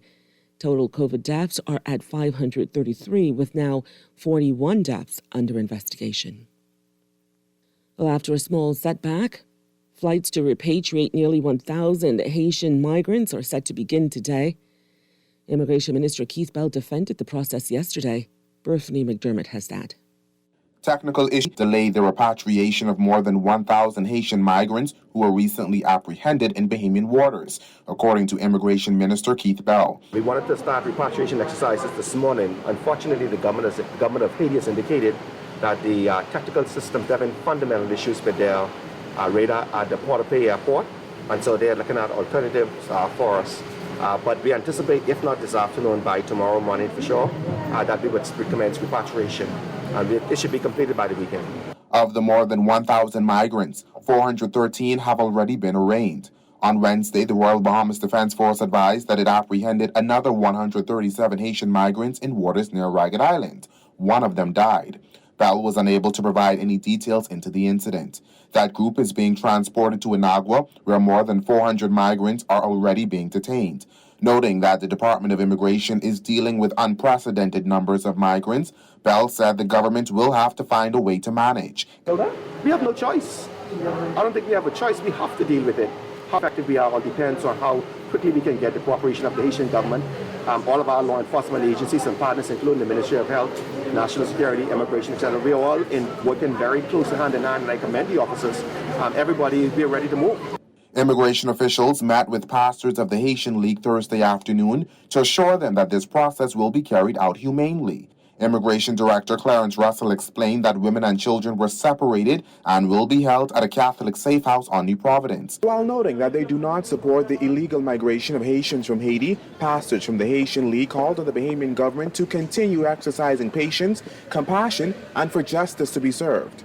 We are not stop the Bahamas to do what he have to do, to make the repatriation, because this is the law. But in the meantime, laws and justice work together.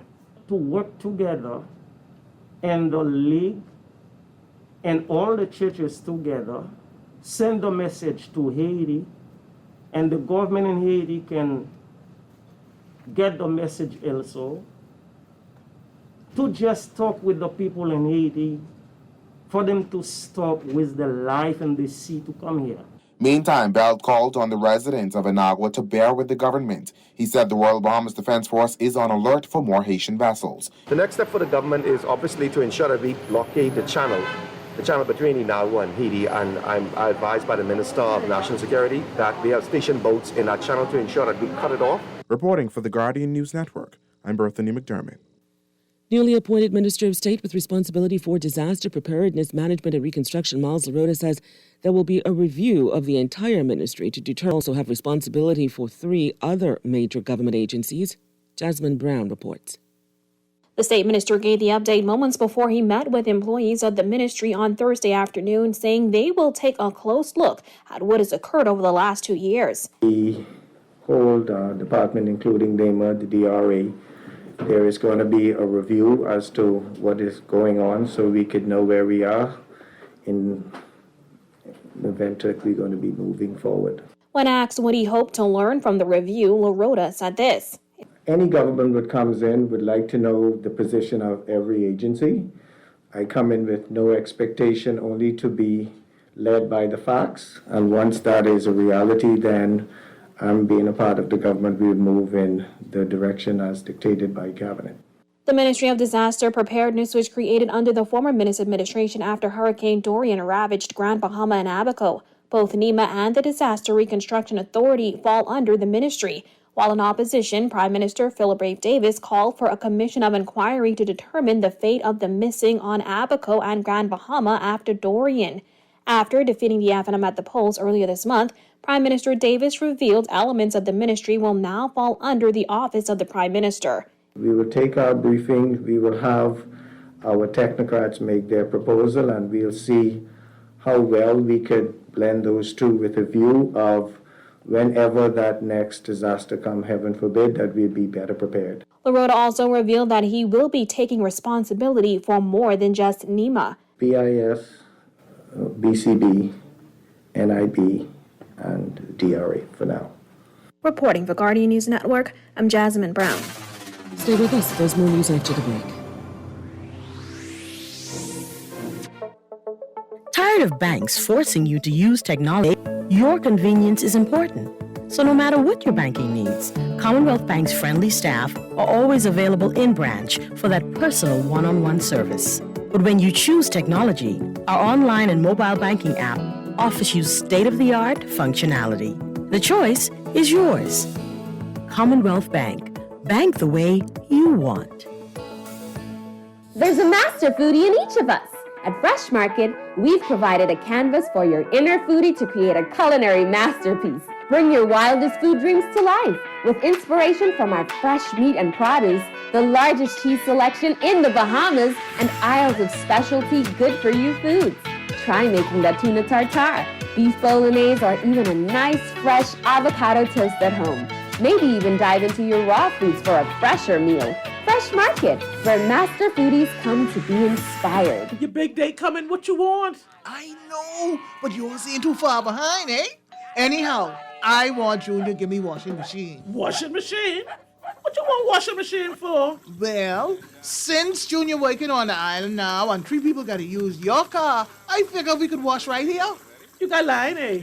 Not yet. And if you wash here, what we can talk about? That's true. If you wash here, how we can catch capsaicin? That's true, eh? And if you ain't got no line, how we post for drying if you wash here? That's true. Okay, so what you want Junior get you again? $1,600 worth of tokens. That's how much the washing machine costs. Now you're talking, and I'll reserve the car for every Saturday. Gone for that. So what you want for your big day? Half of them token. My lord. So we wash. We washes you, cleans you, presses you 24/7. Introducing the new slices and sticks from Little Caesars, an onyx pepperoni pizza, 8 Italian cheese sticks, and 1 crazy sauce, only for $9. Didn't expect that one, right? Grab the new slices and sticks at Little Caesars Oaksfield, Carmichael Road, or East Street South in the Pineapple Plaza. That's 4 slices of pepperoni pizza, 8 Italian cheese sticks, and 1 crazy sauce, all for only $9, and only at Little Caesars. Pizza. I've been up by Pindra today. Pindra said, Lampkin, you know what quartz is and we just use it? I said, everybody know it's a watch. You just tell time with it. I don't mean that kind of quartz. Anyhow, quartz is a stone like granite. I said, oh, you can make a watch from granite too? And they say, Lampkin, no, just because they make diamond from coal, don't mean you can make diamond from heat. No, quartz is a stone that you could use to make countertop like granite. And I have a selection of academic proportions. Look down there, all that is quartz. I say, mud dough. If you're short-sighted, you'll never see the end. Stop by Pender to see all the quartz. Have you heard about the COVID vaccine raffle? If you are vaccinated against COVID-19, you can enter to win amazing prizes like food store gift certificates, hotel stays, beach excursions, and so much more. Previously vaccinated, you can still enter to win. The COVID vaccine is free, safe, and protects you from severe COVID-19 infections. Don't delay. Get vaccinated today and enter to win. Visit www.paxbahamas.com to register. Brother Major jump off the boat onto Port-of-Ski and make a beeline to Sun Isles. Tell Miss Wallace them, I need a battery for this, a battery for that, and a battery for this. You got them? She say, man, you joking? I'll put a battery in you too. Major say, you mean you can still energize this old bunny? She say, man, we'll give you one good overall service, lubricate your 21 joules, then jumpstart your lithium battery, man, you'll be good as new. Major say, well, I didn't know you could do all of that. She say, well, of course I can, because that's the kind of me I am. Sun Isles Watch and Clock, number 112 Montrose Avenue. Watch and clock sales and repairs for over 40 years. Scotiabank is giving away $1,000 to 20 lucky customers who sign up and use the Scotia app or Scotia Online. It's simple. Register for the Scotia app or Scotia Online and conduct at least one transaction. Or, if you have not been using Scotia Online or mobile app for 30 days or more, you will receive 1 entry when you become active. Scotia Online makes you use it to make a transfer, pay a bill, or top up your phone. Visit bs.scotiabank.com for more information. Welcome back. Atlanta's workers can breathe a sigh of relief for now as government intervention has prompted the mega resort to hold off on a new policy which requires unvaccinated workers to pay for their own COVID-19 test. Bethany McDermott reports.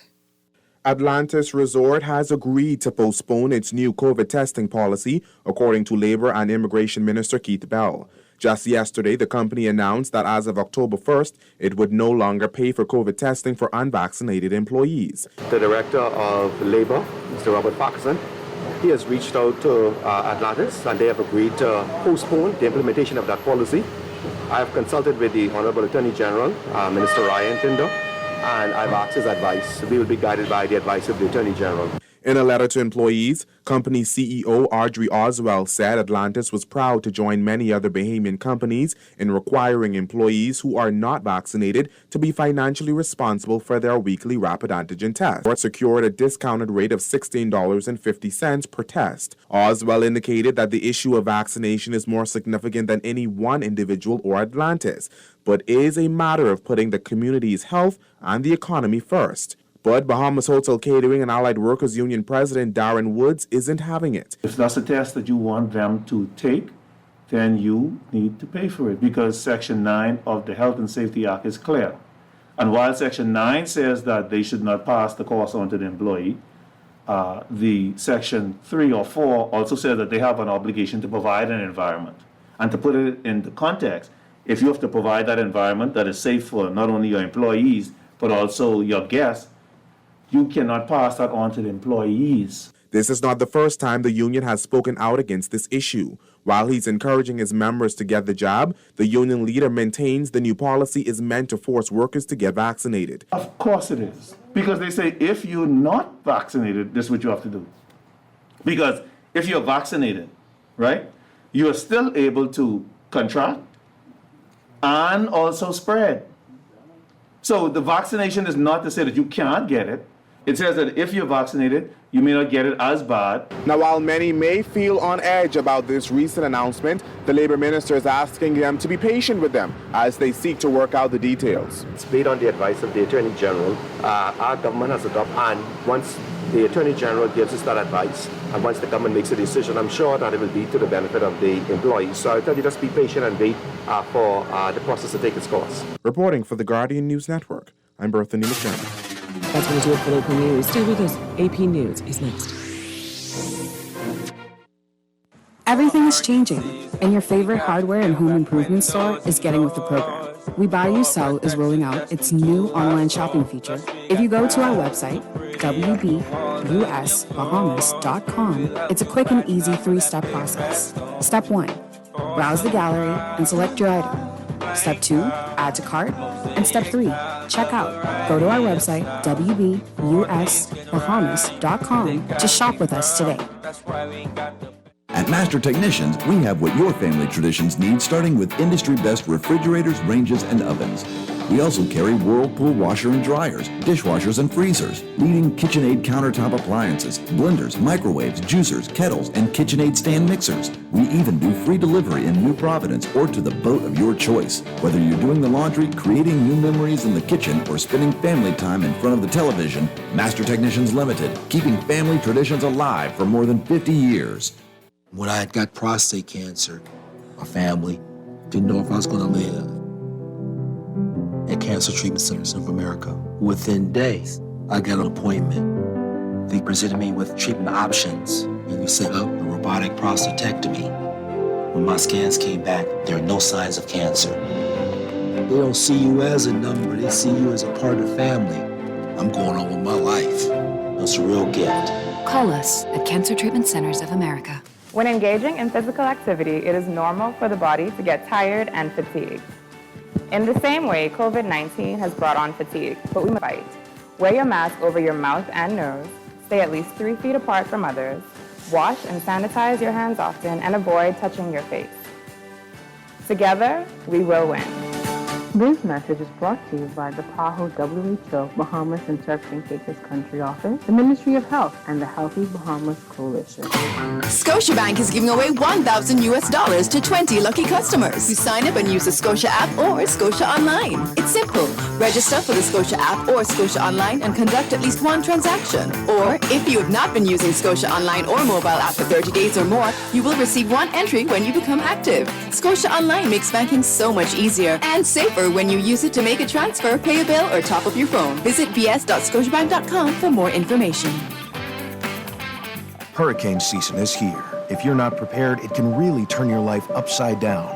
Fortunately, there's CG Atlantic General. Our people are here, ready to assist at a moment's notice, with protection like alternative accommodation for those who are displaced due to a storm. It's our priority to make sure you have what you need when you need it most. So when your life gets turned upside down, we can help to turn it around. CG Atlantic General. Good like that. Security and General Insurance Company Limited, trading as CG Atlantic General. Contact a CG Atlantic General broker today. Rainbow corned beef, 12 ounce, 2 for $4.05. Par Excellence long grain rice, 5 pounds, $3.49. Kraft macaroni and cheese, 7 1/4 ounce, 99 cents. Sweet bananas, 99 cents per pound. Chicken leg quarters, 10-pound bag, 99 cents per pound. But this week's specials in great tote bags too, for only $3. Open Monday through Saturday, 7 a.m. to 8 p.m. That's super value and quality supermarkets. Win up to $10,000 in prizes to make over your business. Sign up for the Business in a Box Expert Package from Cable Bahamas Business Solutions, and you could win up to 10 prizes. Contact the experts today at Cable Bahamas Business Solutions, 601-8911, 602-8811 in the Family Islands, or email businesssolutions@cablebahamas.com for details. Media partners: Studio B Production, Dreamer Entertainment, Vision Media, and Our TV. This traffic.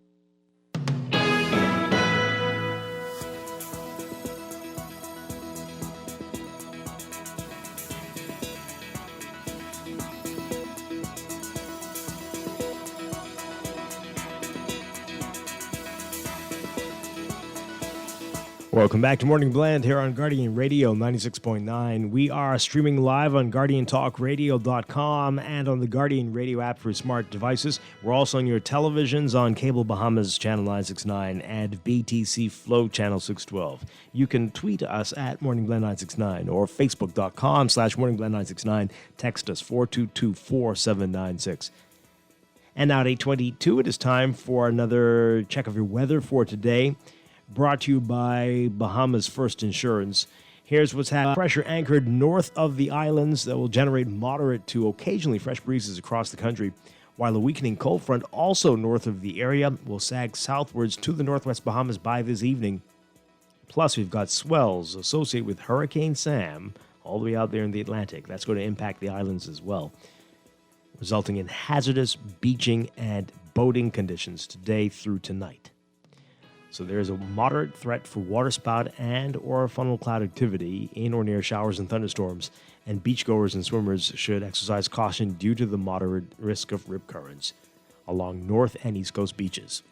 For today, your forecast for the northwest and central Bahamas, variably cloudy, becoming breezy with a few scattered showers and isolated thunderstorms through tonight. For the southeast Bahamas, partly sunny and warm with the chance of a few isolated showers and thunderstorms, becoming warm tonight with a passing shower or two possible. Temperatures getting up to around 91 Fahrenheit, 32 Celsius. Overnight lows tonight getting down to 72 Fahrenheit, 22 Celsius. In your extended outlook, high pressure will strengthen across the area, maintaining moderate to fresh breezes, while swells associated with Hurricane Sam will create hazardous beaching and boating conditions throughout the weekend as well. So for tomorrow, Saturday, variably cloudy and breezy with a chance of a few scattered showers and isolated thunderstorms. Sunday, partly sunny and breezy with a few brief passing showers and possible isolated thunderstorms during the day, breezy and mild at night. So we've got a couple of areas that we're concerned about in the tropics. We've got Hurricane Sam. It's a major hurricane out there, 550 east of Bermuda, moving north-northwest near 60 miles per hour with maximum sustained winds of 140 miles per hour. The good news is that it's not going to be a threat to any land area, but we've got the swells that'll be associated with that, impacting beachgoers and mariners. Then there's Tropical Storm Victor, about 585 miles southwest of the Cabo Verde Islands. It's moving toward the west-northwest at 12 miles per hour with maximum sustained winds of 60 miles per hour. Elsewhere, tropical cyclone formation not expected during the next 5 days. That's your Morning Blend weather check, brought to you by Bahamas First Insurance. What's first for you comes first for us.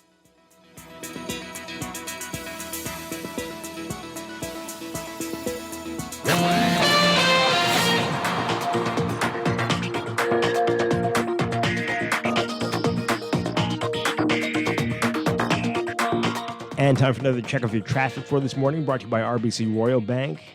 In your real-time traffic, we're seeing heavy traffic on Independence Drive, the westbound lanes, heading towards the roundabout with Blue Hill Road. Blue Hill Road also busy, especially north of Soldier Road. The northbound lanes heading to that same roundabout there. Further south, we've got pockets of heavy traffic, especially near Carmichael Road and Carmichael eastbound to Blue Hill Road. You're seeing heavy traffic there at this hour. Elsewhere, Milo Butler Highway, heavy traffic northbound as usual, just north of Fire Trail, heading to Tonique Williams Darling Highway.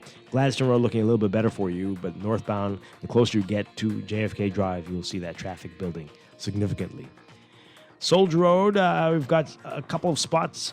They're going to see some challenges for you at the intersection with East Street, and especially the closer you get to Windsor Place, mainly in the east northbound lanes there. And then we've got at some of the major intersections, you'll be noticing that. So Wolf and Bernard and Village and Soldier, that's going to be busy for you. And Foxhill Road and Prince Charles Drive, another hot spot. To real-time traffic in your morning blend, to Traffic Alert brought to you by RBC Royal Bank, which wishes to advise valued clients that its main branch on Bay Street has reopened and remains committed to serving you Monday through Friday, 9 a.m. to 4 p.m. RBC Royal Bank, banking reimagined.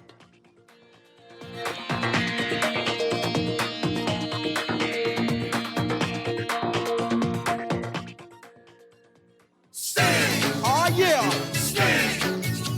Stand! Let's go! Stand! You do the crime, you must do the time. Stand! KB and Sting say so. Oh yeah! Stand! Let's go!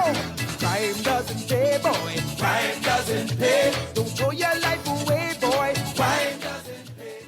And we're back here with Morning Blend on Guardian Radio 96.9. Dwight Strachan along with Stephen Hanna. In a few minutes, we're going to be talking with Sister Breast Cancer Support Group about breast cancer. It is October, Breast Cancer Awareness Month. We'll be getting into that in just a bit. But we do have some breaking news for you. We have reports of another homicide, another murder just this morning, just moments ago. And this makes it 6 since Sunday, folks. It is just Friday. 6 murders. 6 murders since Sunday. What is happening here? What's going on? Just unbelievable. Let's get to this report from the previous, the most recent murder before this one this morning. We'll have details on that incident this morning coming up in the newscast at 9 o'clock, I am sure, and definitely throughout the morning. But take a listen to this from the murder before this. Our Jared Higgs has the details. It is a possibility that may be the case, but we have not confirmed that. And so we will wait for the investigation to lead us into the direction that it would confirm that suspicion at the moment. A man was shot and killed in the big yard off East Street. Just a little over a day after, a man was killed in the exact area. According to police, it was around 8:30 when the control room got word that a man was shot on Windsor Lane West. Officers responded and found a man suffering from gunshot wounds in bushes on the northern side of the street. Initial investigation in this matter is that the male was walking along Windsor Lane when he was approached by a gunman who shot him several times about the body. Family and neighbors were inconsolable as the man's body was taken away. Some shouted at police, expressing anger at back-to-back incidents in their community. Peter says Tuesday afternoon and Wednesday night's victims weren't related, but they may have known each other from living in the same community. They have a right to be angry. It is a part of the grieving process. We understand that as the initial stages of the grieving process, and they want to vent. They have that right to vent, and we understand that. But however, I want to assure them that the police department is working on their behalf. There have been 7 homicides in the past 13 days, an increase in killings according to Peters. He's urging members of the public to come forward with information on any of these latest crimes. For the most part, the Big Yard is a loving community. We understand that. However, but there are one or two individuals who are not of good character and cause their community to have these incidents today. Reporting for the Guardian News Network, I'm Jared Higgs. So, those are some of the explanations, retaliation, and one leads to another doesn't stop. And we've been talking about this for years, Stephen, about just the way that we deal with conflicts here, the poor socialization that we have in the country, and I don't even know what else to say. What is there that we can do?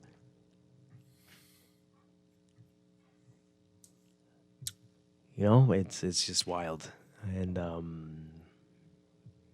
people are just,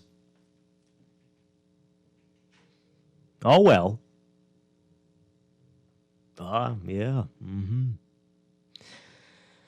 Boy, folks, what do you say about it? What do you have to? 323-6232, 325-4316, 325-4259. Tweet us, Facebook us, text us, 422-4796. And nobody's going to say anything. They want to talk about politics. They want to get back to that and who needs to go and who needs to get back here and who needs to carry their what.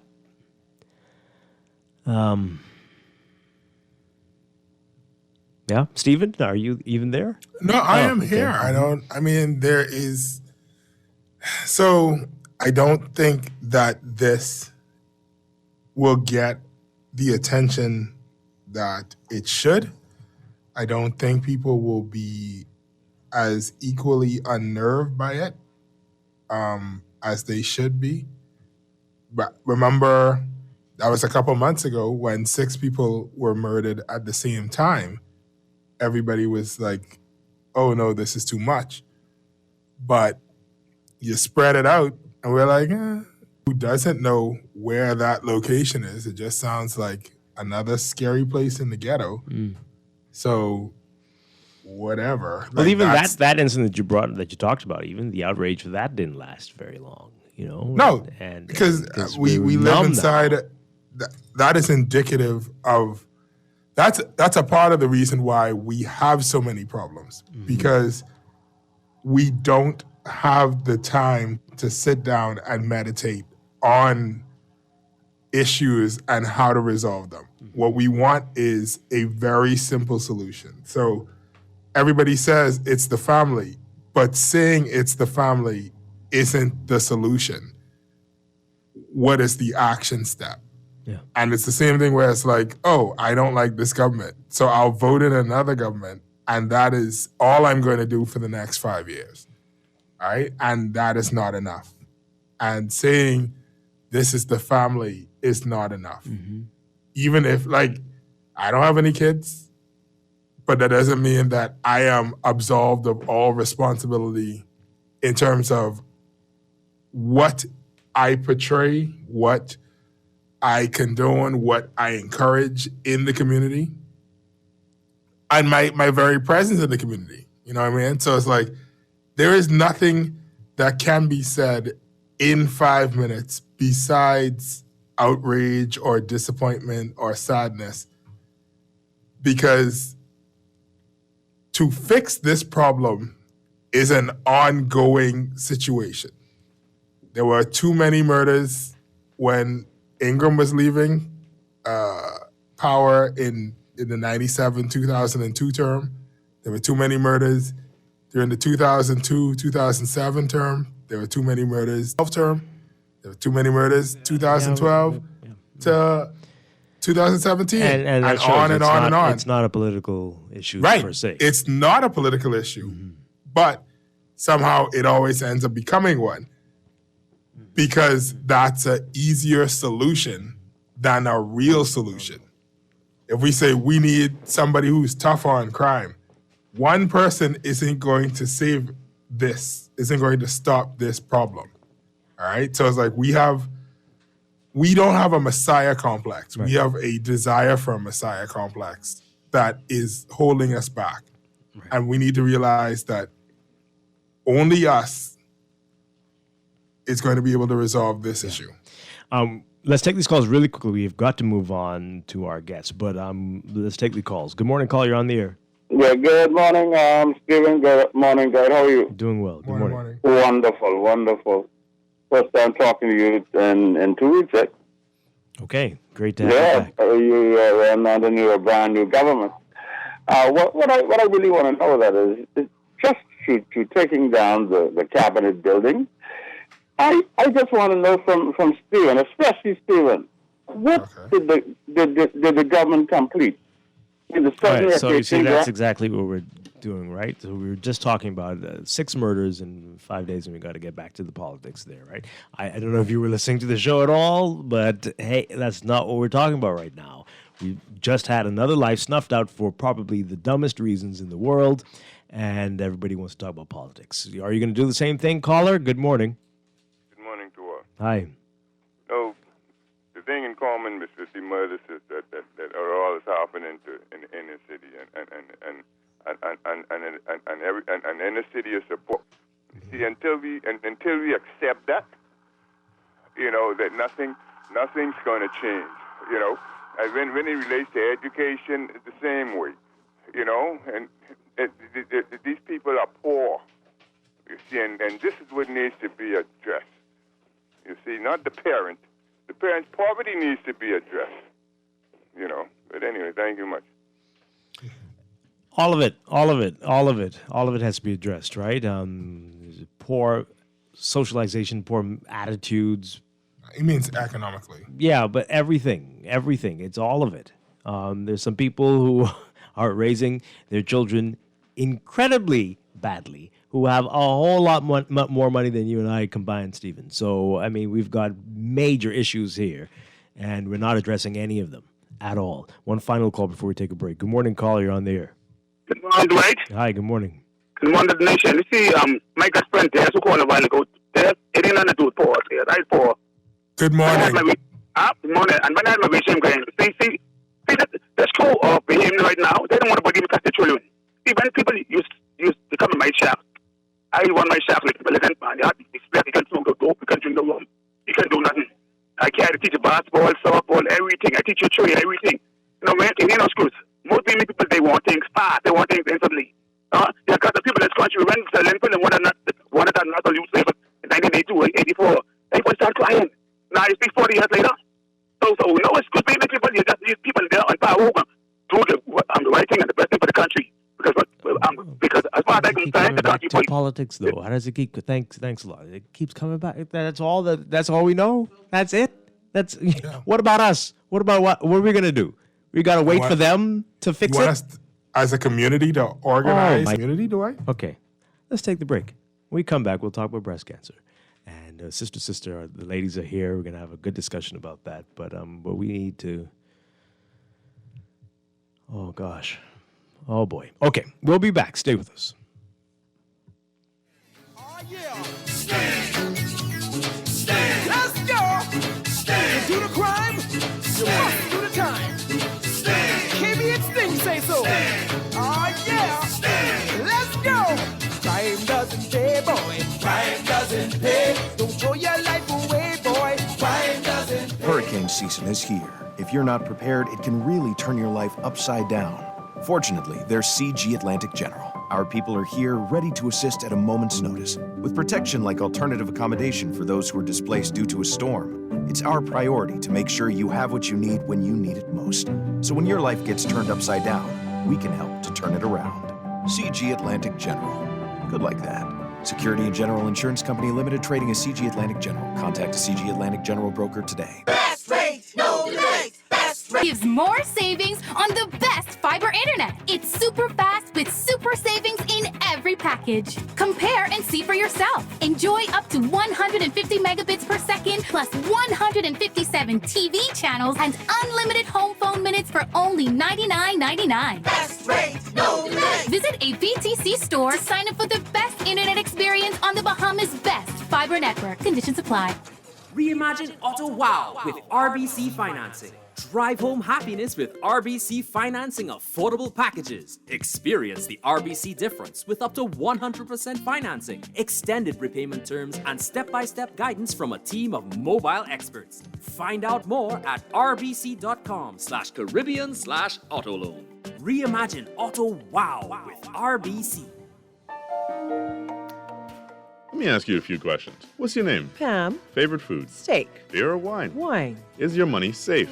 It's under my bed, so I guess so. Are you serious? Yeah, why? Unless your money is in a bank or credit union that's a member of the Deposit Insurance Corporation, there's no guarantee it's safe. Yeah, but what if something happens to the bank? Your Bahamian dollar deposits are insured up to $50,000, so you'd still be ahead. Plus, your mattress might catch fire. Then what? Man, those banks and credit unions are looking good right about now. Visit the DIC's website at www.dic.bs. Protection for your money, guaranteed with DIC. You invest in your children, your home, and your community. But are you investing in your financial future? At CFAO, we specialize in investment management, retirement planning, mutual funds, and private wealth management. Our team of experts never stops helping you plan for tomorrow. Because tomorrow, call us at 502-7010 to see what our financial advisors can do for you. CFAO. Growing wealth for future generations. Screws and Fasteners World, Balfour Avenue and Palm Beach Street, has those hard-to-find fasteners for you right now. You can find stainless steel regular hex, carriage bolts, galvanized bolts, threaded rods, nails, self-tap screws, sex bolts, anchor bolts, turnbuckles, masonry tools, hand tools, and weed whacker strings. Check out the rope selection and car body fasteners, too. Special orders are welcome. It's your #1 fastener store. Screws and Fasteners World, Balfour Avenue and Palm Beach Streets. Call 326-1976. Have you heard about the COVID vaccine raffle? If you are vaccinated against COVID-19, you can enter to win amazing prizes like food store gift certificates, hotel stays, beach excursions, and so much more. Even if you are previously vaccinated, you can still enter to win. The COVID vaccine is free, safe, and protects you from severe COVID-19 infections. Don't delay. Get vaccinated today and enter to win. Visit www.baxbahamas.com to register. This is Guardian Radio 96.9 FM. Fresh news, smart talk, all day. Stand! Oh yeah! Stand! Stand! Let's go! Stand! You do the crime, you must do the time. Stand! KB and Sting say so. Stand! Oh yeah! Stand! Let's go! Crime doesn't pay, boy. Crime doesn't pay. Don't throw your life away, boy. Crime doesn't pay. If being bad was good, boy, then why? We're back here with Morning Blend on Guardian Radio 96.9. Dwight Strachan along with Stephen Hanna. And I'm sure, as I said before the break, stay tuned to the Guardian News Network for the latest on this latest homicide. We'll get the details throughout the morning here. But we are definitely, we are going to talk about October being Breast Cancer Awareness Month. And we are very pleased to have with us our friends from Sister Breast Cancer Support Group, Andrea Sweeting and Helen Roll in studio with us. Ladies, welcome back. Great to have you with us. Hope you're doing well. Let's get those mics right there in front of you. Okay. Pleasure being here with you. Yes, October already. Time is flying. Yes. Good morning, and thank you for having me. All right, so we have a lot to talk about. But let's begin. We know we have COVID going on, pandemic. Yes. What impact has that had on people who are dealing with breast cancer, survivors, and just the support that's needed, as we cannot really associate the way we used to be able to? No, we can't. And it has given us a rough one. For us sisters, it's been truly because we could not have prayer breakfast in 2020, nor could we have the in 21. Wow. And that is our fundraiser. And so for that particular reason, we find things to be very difficult, but we must give thanks to our various fraternity groups who have been truly great to us. Corporate Bahamas, on another hand, we had one or two persons who had stepped up, but because of everybody not being at work and all the things that are going on, it's a little bit difficult. Yeah. So we're trusting true at this moment that we, October being here now, that we can have a little bit more response from our public. Yeah. We are thankful and grateful to Ports International, who has extended us a credit so that once we get a donation, we would pay them just so we don't leave persons out from having their surgery. And that is the main thing, because if you miss the surgery, you could have to wait a bit longer. We are feeling right now. But we still are able to give needles so you can go and have your transfusions done. All right. Now we know that the hospitals aren't doing elective surgery. Is this Right. considered elective That's- surgery? yes, This is it life-saving, is. though. Yes. How can Yes, that but can be it's considered? still- It's oh boy. And that's why we say they will wait longer, because if they miss that date and don't have the port, then they have to wait until it's scheduled again. And then because right it is now, selective. Ports International don't have ports in stock. Right. And so we are in a limbo, Yeah. Yeah. and we are waiting. I find also that the pandemic has caused us not to be able to come together as a unit. Right. And there are a lot of ladies who look forward to this type of getting together just to get away from their surroundings to, to meet another sister. But because of the pandemic, we've been doing a lot of Zoom meetings, but there's nothing like the common touch. Yeah. There's nothing like that common touch. And so along the way, sometimes you open the newspaper or you would hear so-and-so pass and you say, oh my gosh, I haven't seen her, wasn't able to touch her in a long time. And so throughout this whole ordeal, it's not only sister, but because we are such an adhesive unit, you feel it more and you feel as if it has taken something away from you. Yeah, definitely. We can all relate to that. Yes. Now, you talked about the fundraisers that you missed. Why is that important? What did you need money for? What does the group need money for? Definitely because of the fact that we purchased the needles as well as the powder cats. And from 2018, we have been serving breakfast at oncology on Tuesday mornings. And since the pandemic, we now have to make up bags and take there. So we're not allowed to come in like that. So those persons who would have don't have it Yeah. anymore because we can't. Right. Yeah. We can't go and congregate. And then what we have to look at, the persons who would have prepared the breakfast, these are all survivors. Right. And so we all have our challenges, comorbidity, and so therefore we cannot congregate like that. But the feeling that I have is it was just being there with that individual during that time when they needed someone the most. Yeah. And I felt that that's the part that we missed the most, and I know that they do the same thing as well. Yeah. So that's it. You mentioned that the comorbidities that people have. Yes. This must have been a terrible time, just It a frightening is. time, It especially is. before vaccines, but even after. Right, What's that been like for you all and for other members of the support group? Well, I can speak for me. In the last 6 months, I have not been well.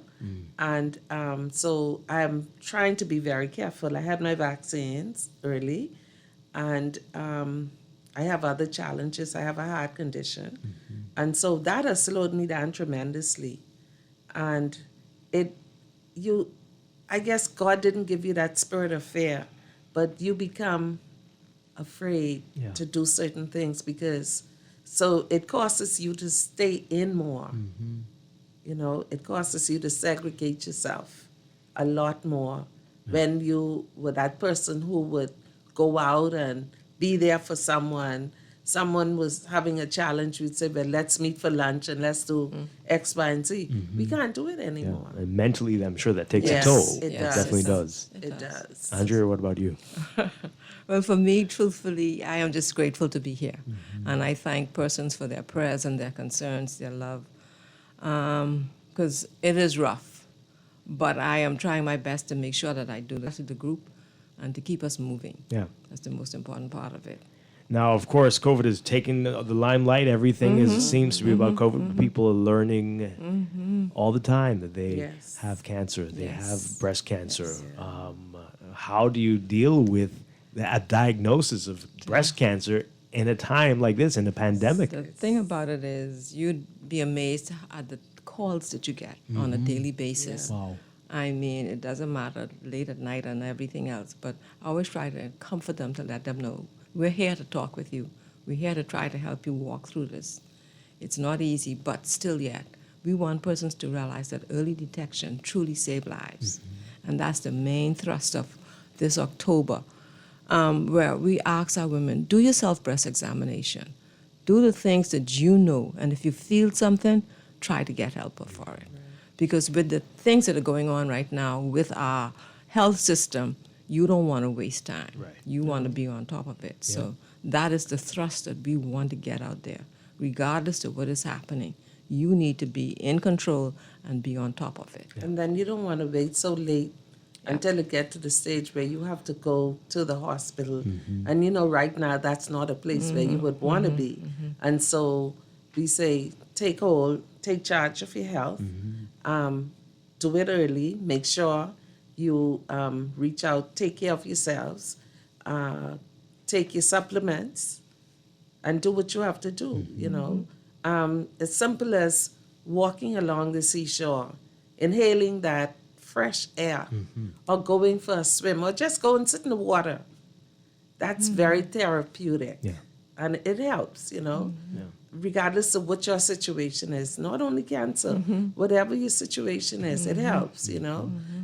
It's here, and so we just have to find a way where we can work through it. You know, it don't make no sense feeling sorry for yourself. And nothing can happen, you know. I see on your Facebook pages you have Zoom meetings. Yes. Let's talk about that and how that helps people. Well, honestly, when we do the Zoom meetings, I think we have a good number of women who come on, and they have their questions and their concerns. So what we try to do, to take their names, and then we can call them personally and help them walk through this situation. But the Zoom meetings have really been the attachment to keep us all together. And for that, I'm truly grateful. Even though some of them are afraid to talk then, so that's why we try to ask them point blank, if you have a question and you don't want to put it out in the public that way, then give us your number and we'll call. Yeah. Yeah. We know we've had a lot of attention about this, a lot of media attention on the age groups of the people in the Bahamas compared to other parts of the world. Are you still seeing that, where we're much younger than in other parts of the world? who Much are younger being women, diagnosed? Yes, and you're seeing it every day. And the thing about it is, we're thinking it's all the genetic gene. And so I feel from what I'm understanding that they're trying to do some stuff to see what is going on in that aspect. But it is our younger women, and we feel for them because most of them don't even realize the fact that, hey, if we lose a breast, you don't lose life. Right. That is the main thing. You lose the breast, but you're not losing your life. And that is what we want them to realize, that you can still live. And then we find that the younger women do not come forward early enough. And so they hide. Why do you they think that wait. is? What's up with that? I guess they don't want nobody to know, and they think it's an older disease or whatever have you. They're young, they don't want to lose a breast and all of that. So, you know, but again, like Andrea said, that is not the end of the world. A breast does not define a young woman. You know, you want life, you want to live. And so you do the necessary things to stay healthy and to stay alive. Yeah. I'm 17 years without one, and I'm sure and I know, I can boast about it. I'm beautiful. I feel beautiful. Yes, indeed. And nobody could define me and tell me otherwise, because I don't have a breast, that something is wrong with me. Right. Yeah. Wow. Well, I'm 20 years to the right and a year to the left. Oh, you decided to remove. I took Yeah. both. Okay. Yes, All both right. gone now. We're gonna have a whole show on that. Yeah. We'll talk about those decisions. We'll do a full show on that. Steven, can we hear you? I know you had. I don't know. Oh, there we go. Now we Yes, can hear yes, you. you Now we can. can hear you. Yes. Uh-huh. Oh, Steve, you have a that's great. question. I mean, my question was going to be what all, because I hear the emotional and the of it being a giant part of it. Like, what all do you guys have in place during this COVID time? But also for the wider community, how can they assist in not just the financial aspect, I mean, but clearly also the financial aspect, but also the social aspect, because a lot of persons are going to be isolated or further away from people during this COVID time. So one of the programs that Sister is doing, we get donations with food items, and we extend to our fellow members. They can go up to the office and pick up some form of food items, and so that helps them. We have a sister store that is located in the Centerville Medical Center, right on the corner of Gibbs Corner and Collins Avenue. In there you would find the most beautiful. Once you get in, you don't want to come out. We have a lot of little trinkets that you can purchase to assist us in carrying out our day-to-day ventures. Yeah, wonderful stuff.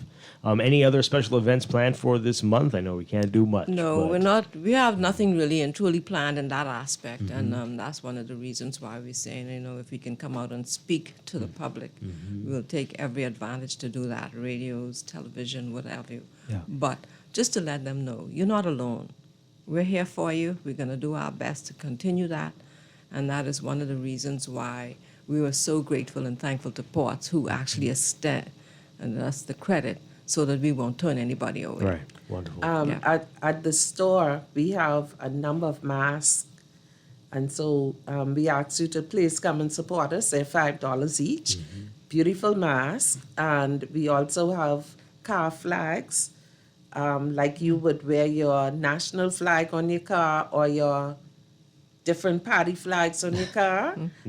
This month, please wear that pink flag on your car. And that is the only way we would be able to raise some funds to assist us with the Ports this month. And so we encourage you to please come on down to the store in the Centerville Medical Center on the corner of Collins Avenue and Gibbs Corner. And just visit our store and see what's in there. I'm sure you will not walk away. That's for sure. We're going to have more segments throughout the month Yes. about Yes. breast cancer, and we know there's a supplement in the National Guardian that's coming out as well. Yes. So look out for that. But ladies, thank you all so much. How can people reach you? What are the best ways to get in contact with you and Sister The Sister? office number is 326-1929. That's the office number. Nurse Charlene McPhee, our founder, is in the office, and she usually is there for 5 days a week. Okay. Okay?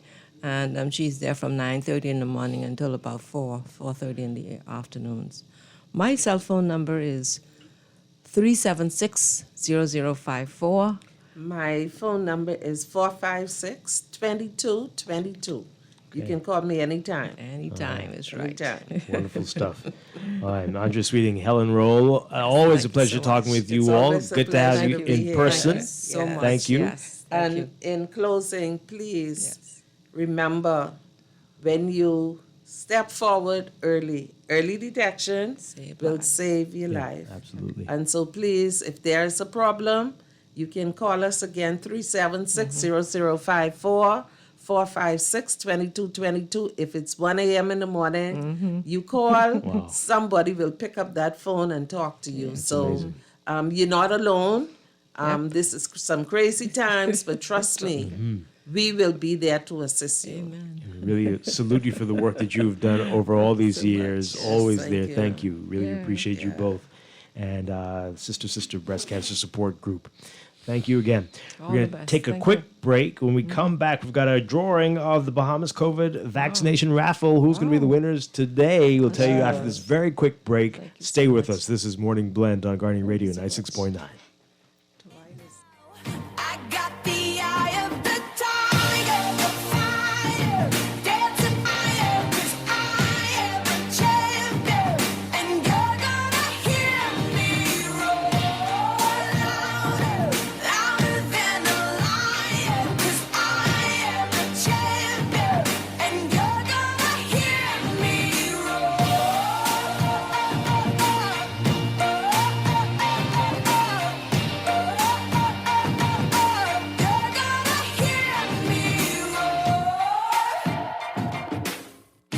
This is Guardian Radio 96.9 FM, Nassau, Bahamas.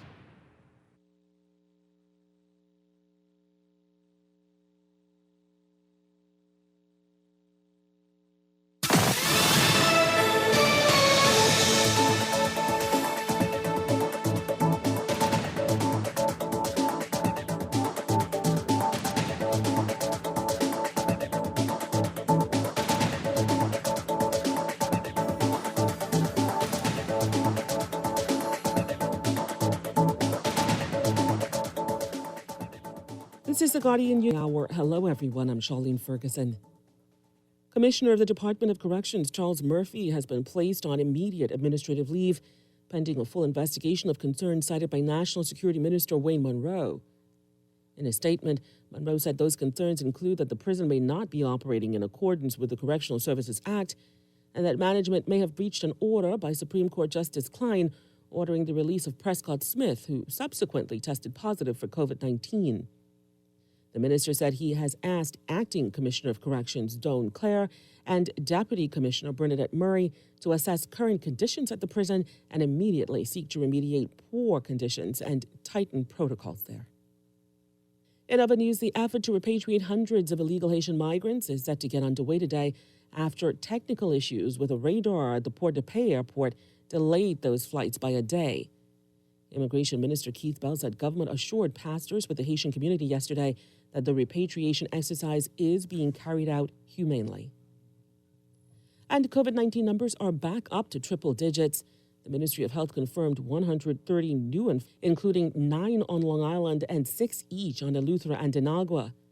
2 deaths under investigation were also confirmed as COVID-related, those of 2 female residents of Grand Bahama, ages 31 and 56, who died September 16th and 19th, respectively. Total COVID deaths are at 533, with now 41 deaths under investigation. That's what's making headlines at this hour. Stay with us. AP Update is next.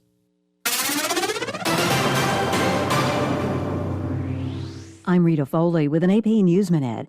Democrats are split over a plan to salvage President Biden's $3.5 trillion social safety net bill, forcing leaders to call off promised votes on a related $1 trillion roads and bridges bill. Senator Joe Manchin of West Virginia, a key Democrat as this plays out, says progressive Democrats want to spend more than he thinks is wise. I think there's many ways to get to where they want to, just not in everything at one time. House Speaker Nancy Pelosi. I plan on moving forward in a positive way, and everybody has to think that this is the path we're on. It's not a fork in the road, maybe here, maybe there. It's a path that we're on. President Biden has signed a bill that keeps the government funded through December 3rd. Congress passed that bill yesterday. The pharmaceutical company Merck says it will ask for authorization for its COVID pill, which it says reduces hospitalizations and deaths by half in people recently infected with the coronavirus. I'm Rita Foley.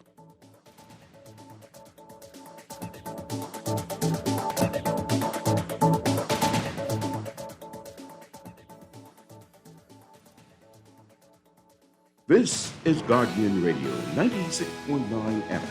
Fresh news, smart talk, all day.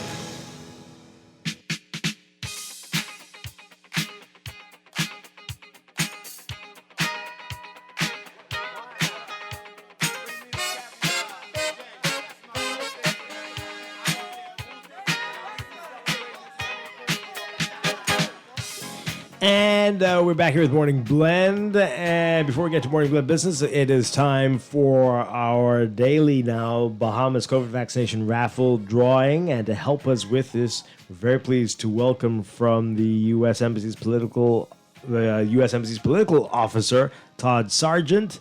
Todd Sargent, good morning. Great to have you with us. Hi, good morning. Good to be with you. Is it Mr. Sargent or is it Catch-22, like Sergeant? You know, my dad was in the military. He was Lieutenant Colonel Sargent. And I think that probably confused some my people. goodness. Wow. Well, look at that. Anyway, it's great to have you with us, Todd. All right, so we've got 2 prizes, and we're going to draw some names. What are the prizes that we have this morning? Okay, so the first prize is a case of Pierre Marcel white wine. Oh, my. Okay. The second prize is a straw bag from the Straw Shack. Okay. I accept that. Excellent stuff. All right, so let's go with the bag first. How about we do that? Let's draw a name. Who will be the winner of the straw bag from the Straw Shack today? All right, so the winner is Vivian Francis Bain. Hey, Vivian Francis Bain, you are the winner of a straw bag from the Straw Shack. Congratulations. That's going to be great. All right, and then we've got the other prize. Wait, before he picks it, I want to say, Todd, don't be afraid to pick my name. All right, let's see what we can do. Yeah, we use a random generator, but we'll see. Let's see. This is really suspenseful here. Let's see what we come out with. Yeah. All right. So the winner of the Pierre Marcel white wine is Glenna Lee Gibson. Congratulations, Glenna Lee Gibson. You've won that case of white wine. You can invite Stephen and I over if you want to, I don't think that follows. That's not how it works? protocols. Okay, right. Sure. But congratulations to our winners today. So that's, again, Vivian Francis Bain with the straw bag from the Straw Shack, and Glenna Lee Gibson, the case of Pierre Marcel white wine. And the folks from the USMC are going to contact you. Todd, you're good at this. Thank you very much. Great having you with us this morning. Appreciate it. Good to be with you. Have a great weekend. You too. You too. All right. So that's a weird way to pronounce Stephen Hanna. I agree. Anyway, you could be maybe next week, Stephen. And you, if you're listening, if you're not registered yet or partially vaccinated, even if you did it abroad, you can be eligible to win some of these prizes. Just register with vaxbahamas.com. Vaxbahamas.com.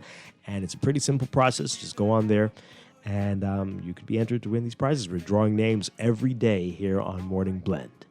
Yeah, vaxbahamas.com. And thank you to the U.S. Embassy for this wonderful initiative.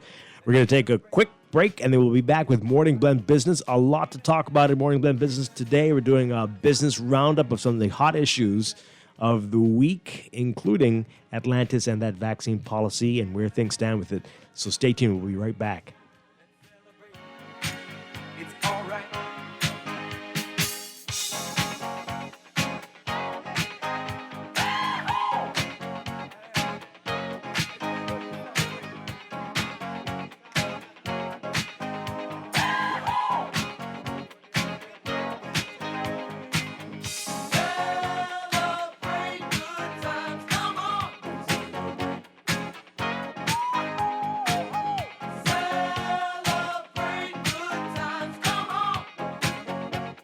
It's a celebration.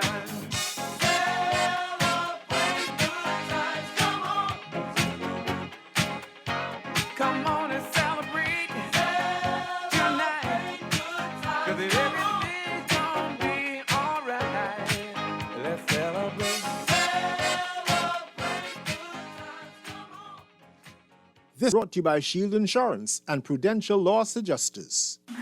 Morning, my final moments now of the morning commute, and there has been an uptick in the travel movement across the island. Seems at the 9 a.m. hour, well, that really gets reaction. This much after 9, we see that there is a rush in some places going on.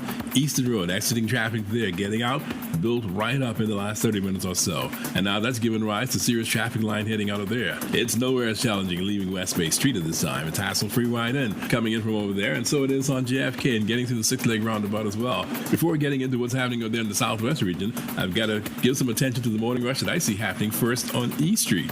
That's from E Street South headed into the city, the ride coming in. You see the gradual traffic buildup across Soldier Road, and then the delays happening on Independence Drive, or the west lanes going in to that Blue Hill Road roundabout. And that's causing some slow up in that area for the morning commute.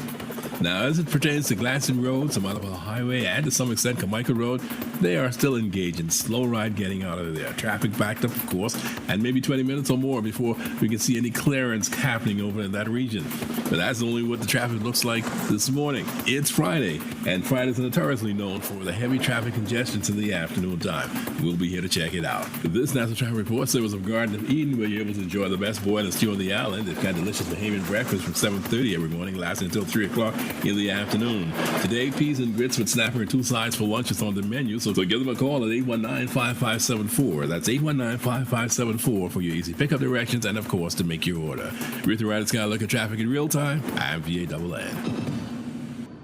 Michael was in a horrible car accident. Prudential Loss Adjusters managed his claim and got him the settlement he deserved. Sierra's roof received hurricane damage. Thanks to Prudential, she and her kids are happy with their claim settlement. Tammy fractured her ankle in a slip and fall. Prudential saved her time, money, mind. Prudential Loss Adjusters are here for you whenever a tragedy strikes. Call 322-4026 now. Protect the things that really matter to you. Shield Insurance is the insurance company that grows with you to meet your insurance needs through this beautiful adventure we call life. From automobile to home to life and health, boat, liability, construction, and business insurance, Shield has affordable policies, flexible options, friendly service, and the expertise to protect your hard-earned assets. Shield Insurance agents and brokers in Nassau, call 356-7202 or Freeport 352-5945. October is Breast Cancer Awareness Month. Other than skin cancer, breast cancer is the most common cancer in women.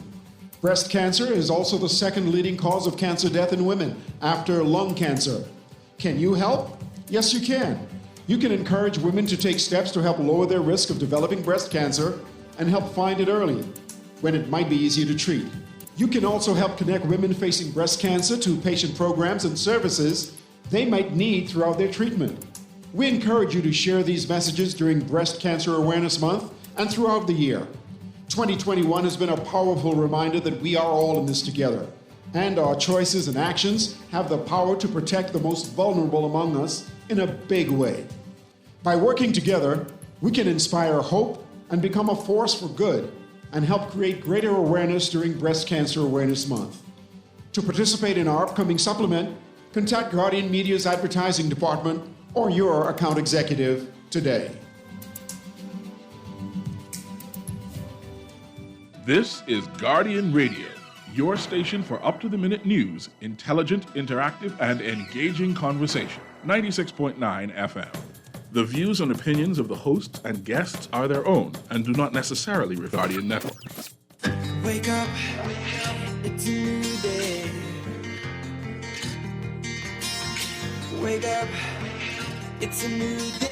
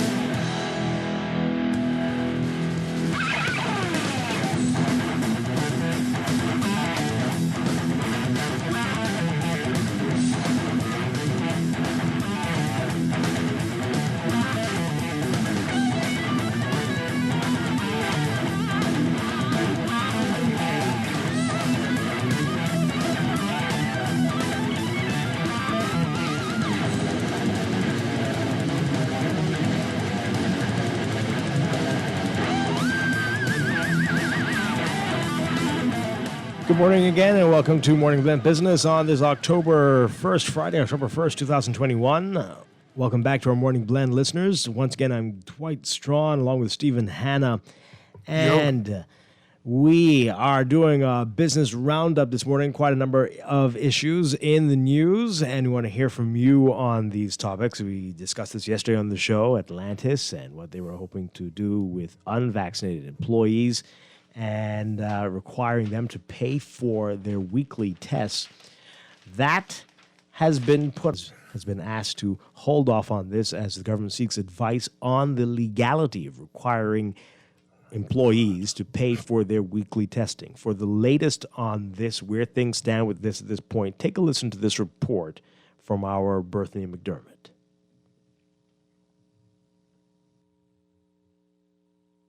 Atlantis Resort has agreed to postpone its new COVID testing policy, according to Labor and Immigration Minister Keith Bell. Just yesterday, the company announced that as of October 1st, it would no longer pay for COVID testing for unvaccinated employees. The Director of Labor, Mr. Robert Parkinson, he has reached out to Atlantis, and they have agreed to postpone the implementation of that policy.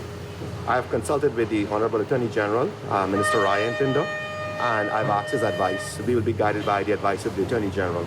In a letter to employees, company CEO Audrey Oswell said Atlantis was proud to join many other Bahamian companies in requiring employees who are not vaccinated to be financially responsible for their weekly rapid antigen tests. The mega resort secured a discounted rate of $16.50 per test. Oswell indicated that the issue of vaccination is more significant than any one individual or Atlantis, but is a matter of putting the community's health and the economy first. But Bahamas Hotel Catering and Allied Workers Union President Darren Woods isn't having it. If that's a test that you want them to take, then you need to pay for it because Section 9 of the Health and Safety Act is clear.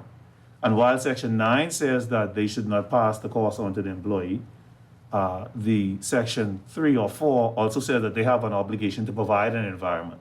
And to put it into context, if you have to provide that environment that is safe for not only your employees, but also your guests, you cannot pass that on to the employees. This is not the first time the union has spoken out against this issue. The union leader maintains the new policy is meant to force workers to get vaccinated. Of course it is. Because they say if you're not vaccinated, this is what you have to do.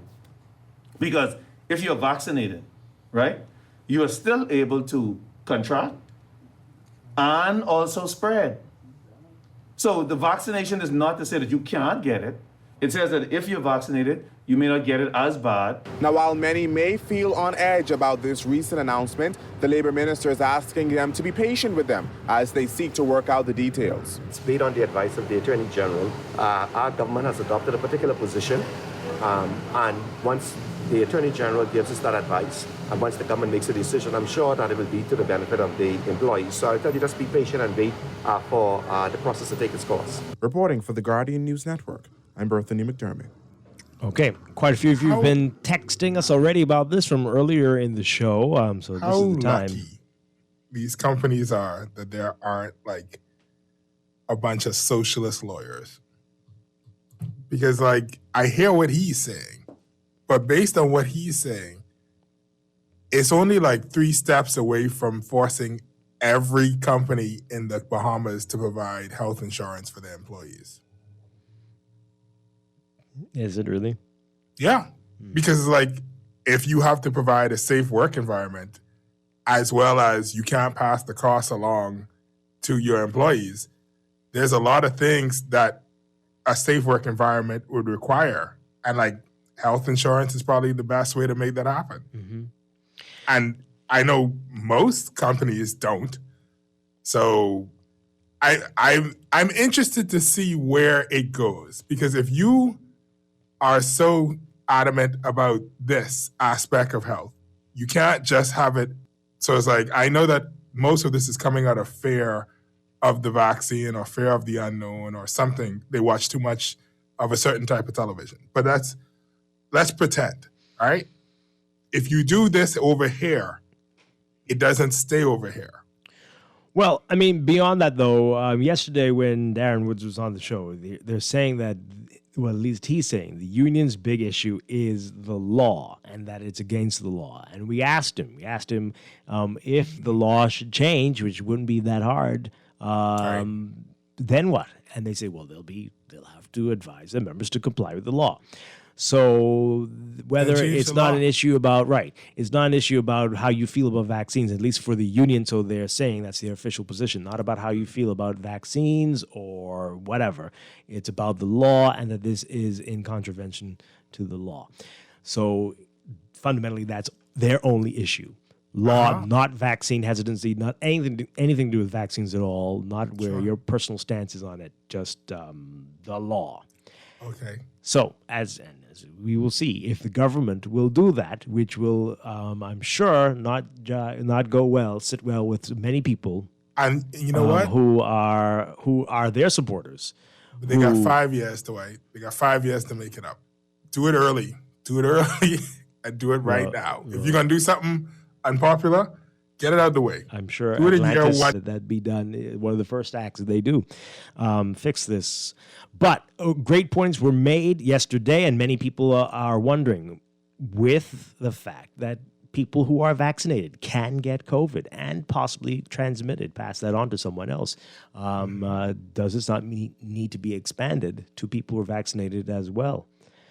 And what happens there if you're going to be No, made? listen, I am 100% for the company absorbing the cost. I'm just saying I don't think it should stop here. Like, I think everybody should get vaccinated, but also, two, I think the company should absorb the cost for for testing. And three, I think it should expand beyond that. Because if we talk about making your work environment safe, how many times when cold and flu season comes, everybody gets sick? Because people feel like, oh, well, I have to come to work, or people aren't taking care of their health at the way they should be doing. I feel like we should take it all away. Okay. Let's get your views on it, folks. It's been halted for now. We don't know how long it's going to be. The government's saying, please just be patient. We're going to try to sort this out. What do you feel should happen next? 323-625-4316, 325-4259. Tweet us, Facebook us, text us, 422-4796. Tell us what you think. We'll get to that call in a second there. We know we had some text messages from earlier in the show, but here's some now. Some ones just coming in. Somebody says here, can't vaccinated people catch COVID? Are they going to be tested weekly also and pay for their tests? Where is the employee safety in this policy? We just talked about that. Another one here, the vaccine only protects the vaccinated. All can still catch COVID and spread it. So not testing the workers who are vaccinated will not protect the guests or other persons. And as Darren Woods mentioned yesterday, well, why not just follow the protocols that are in place at all other workplaces where people sanitize, come to work, wear masks, and try to stay socially distanced from each other. And they're going about their business without any talk of testing. They're just going and existing and surviving. Why can't they do that there? Of course, many of us aren't handling food for other people and making up people's beds and making them drinks and stuff like that. So is it fair to even mention something like that? Beyond that, Dwight, this whole idea, I think we honestly need to have a conversation about the difference between rights and privileges and what is your responsibility. All right? If you want to be a hermit, you don't have to do nothing. If you want to live in a cave, you don't have to do nothing. But if you want to exist in society, we expect you to wear pants. That's all I'm saying. Like, this whole idea where it's like, oh, well, why can't I just do it the sideways way? There's a better way. We have the data from the shot. Could you try it our way? That's all. That's how I feel about it. Mm-hmm. People have the same way. And people are telling you, no, I don't want to. So okay, and you know what? If you don't want to, you don't want to. But at the same time, if the government just let people do what they wanted to do, and 1,000 people die tomorrow, they're going to blame the government. Okay. So the government has to make some hard decisions. That is without a doubt.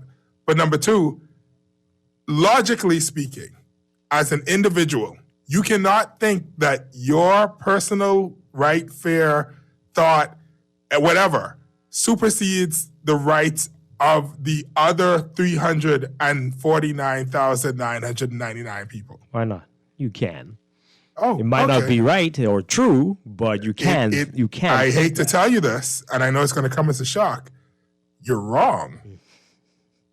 And that's just the way it is. So it's like, I understand that by law, certain things are required of the company, by all means. But honestly, if I really didn't trust the vaccine and I really had a problem taking it, but I didn't have a problem taking the test, and this was how I kept my job, because they don't want somebody who has COVID making the sheets or shaking hands with guests or cooking their food, whatever it is.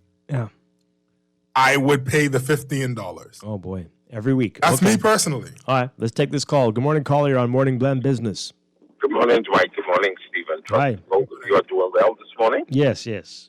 I have something very interesting that just popped across my mind. In terms of before you take job. Everyone now is talking about certain factors such as diabetes or hypertension or something that are used as markers. I am yet to hear any company or even as far as the government is concerned to even suggest that if these are actually markers that are of concern before you take the job, because obviously this job may be affected, affected by the results we get here, positive, negative, or if a person gets extremely ill or even die. Are there a set of tests that can be taken by these persons prior to taking the job? And I think if we can put something like that in place, I mean, of course, keep it affordable. I think a lot of persons, firstly, would like to know what their health status is from that perspective. But also, they would like to have some type of certainty that, A, if I have this thing, this is how it may affect me, or B, I don't have this, so I don't have to worry about it. And you may get more persons be more inclined to take the job.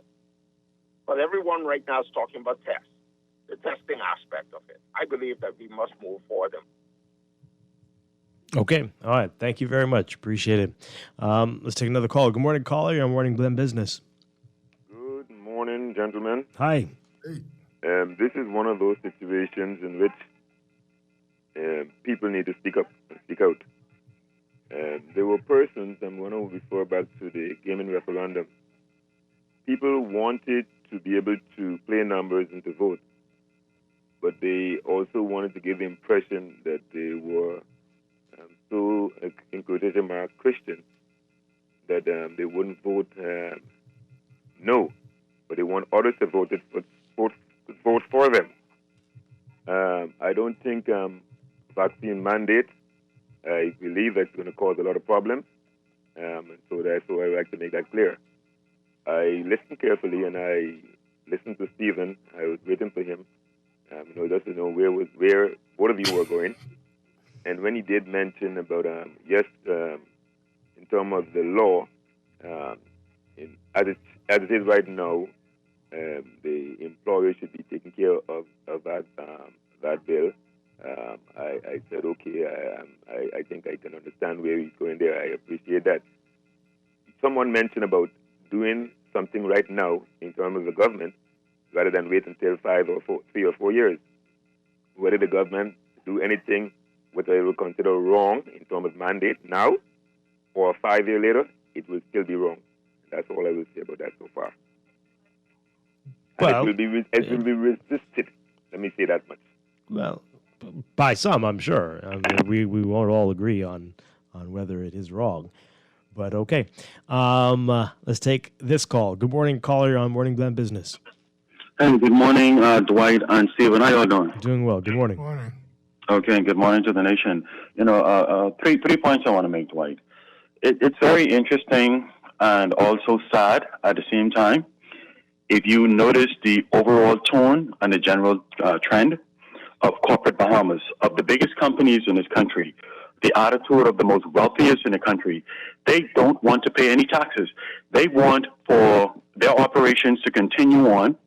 They want for their operations to have minimal expenses, and if there to be any expenses picked up, it be picked up by the average, the common folk, the working class, and the middle class, which is absolute nonsense from that perspective. However, I would have spoken to this as well, Dwight, Stephen, and the nation, in media post over 1 year ago. As a matter of fact, almost from the beginning of COVID-19, where I suggested, because I saw that we were coming to this point, right, where I suggested to the government then that they needed to negotiate with the hotels to perhaps provide them with some level of incentive that would make providing the environment or creating the environment of testing, because that's the only way you can continue to keep your environment safe, to know what is happening in it. And so providing them with some level of incentive would assist with defraying the cost that would be associated with keeping the environment safe in terms of COVID-19, so that the staff would not have to be saddled with the additional expense, and so that the operations, the business operations, in particular those huge ones that would be impacted because of the amount of staff they have and the expense they would have to take on in order to maintain that safe environment, in order to mitigate those factors. But the government did nothing about it. And so Wait, one second, Anton. Anton. I just want, because I'm trying to follow what you're saying. Because when you started, you saying that persons who at the top don't want to pay taxes and do their fair share. But now you're saying it's the government's responsibility. I'm saying both. No, not government responsibility. I'm offering a solution. I'm pointing out the fact that those who have the most are quite happy with saddling those who have nothing or who have the least with the expense while they carry on. But I'm also saying that the government could make an intervention by offering some level of incentive or some level of consideration to make it more affordable. Well, before we go there, I mean, I'm glad you brought that up. There's a texter, and you can probably answer this question, who says, well, I thought the government was going to offer free testing. That's what they've been talking about for this current government, has been talking about that for at least 2 years while they were in opposition. No. So the whole problem there. No, Dwight. I'm very happy that you brought that up with me in particular, because that's a different level of consideration, because what Atlantis is seeking to do, it has to create that environment ongoing and consistently. And so they have to do that at a frequency that would be much greater than what the government frequency would be as it relates to testing and trying to find where COVID is in the country. I'm confused. Wait, but isn't the government doing it for the whole country, though? No. Hold on one second, Stephen, because I know you're going to cut me soon. The hotel is seeking to have that done for their 5,000 staff every single week. The government's frequency would not be nearly as quick or a quicker turnaround as weekly for this testing. The government's frequency would be to identify where COVID is in the country, to isolate it, and to ensure that it's not spread. The hotel's frequency would be 1,000 times more, perhaps, than what the government is doing. And so the government's best route, if it is seeking to create an in-between where it doesn't pass on an additional operating cost, which would make it more expensive for the hotels to operate in an already expensive environment, they could seek some intervention where they offer some level of facility to make it... Atlantis is doing that. Atlantis already has cut the price of their offering is almost half what people have to pay for the rapid antigen test. No, but Atlantis has made that provision, but they're passing the cost on to the persons who can least afford it, rather than them keeping that cost, which by law they are required to do. And so we're looking to create an in-between. An in-between would be where the persons who can least afford it are not saddled with the expense, and where the persons who are the responsible for hiring and keeping that environment are not saddled with that expense. The government can create an in-between that works for everybody and keeps everybody as happy as possible. Or sort of do you have any suggestions on how that in between would work? What format? That's what I'm saying to you now, Dwight. The government can offer some level of relief in terms of tax concessions or incentives to the hotel that would offset some costs that they have currently. That you just said. So you want them to pay less taxes? I thought that's where we started. That can spread the cost across an entire population, perhaps, to make it easier for the maintenance of those 5,000 jobs which are needed in the economy in order to keep the economy spinning. All right, thank you, Anton. The vaccine is free, though, just so people can remember that the vaccine is free. Okay, good morning, caller. You're on the air. Good morning, Dwight. Hi, good morning. Yeah, Dwight, bear with me while I try to make a point this morning. Dwight, is there a mandatory law that a person that have AIDS or something of that nature take their medication? And is there a mandatory law that they refrain from sexual activities from other persons who may not have AIDS? Is there a law? The second one should be a law. If it isn't, the second one should be a law. You should. Why are you bringing this up? The point that I'm making. Okay, we're talking about COVID and people having COVID and forced to pay for their own COVID test or whatever have you. I mean, this is something that is so common right now, and we understand that it's a dangerous thing because if you're not vaccinated, you can possibly die. But if you're vaccinated, you can also possibly die. So why is it that this Yeah, but the thing is being... percentages is extremely different. And die from what? Car accident? What are you talking about? What do you? But here we go. You can help me make my point. This COVID thing, that we're trying to make it mandatory that people take this vaccine, and you have more deadly. You have more people die from the common cold and stuff. On an annual basis. No. What? Yeah, what is that? What type of left field? Listen, Dwight. The point that I'm simply trying to make is that why is it that there is such a major issue that everybody must become vaccinated with this vaccine? People aren't dying in any significant numbers from being vaccinated. People who are vaccinated are not being hospitalized in the numbers that we're seeing unvaccinated people, and they're not dying the way that unvaccinated people are dying. That is the simple answer right there.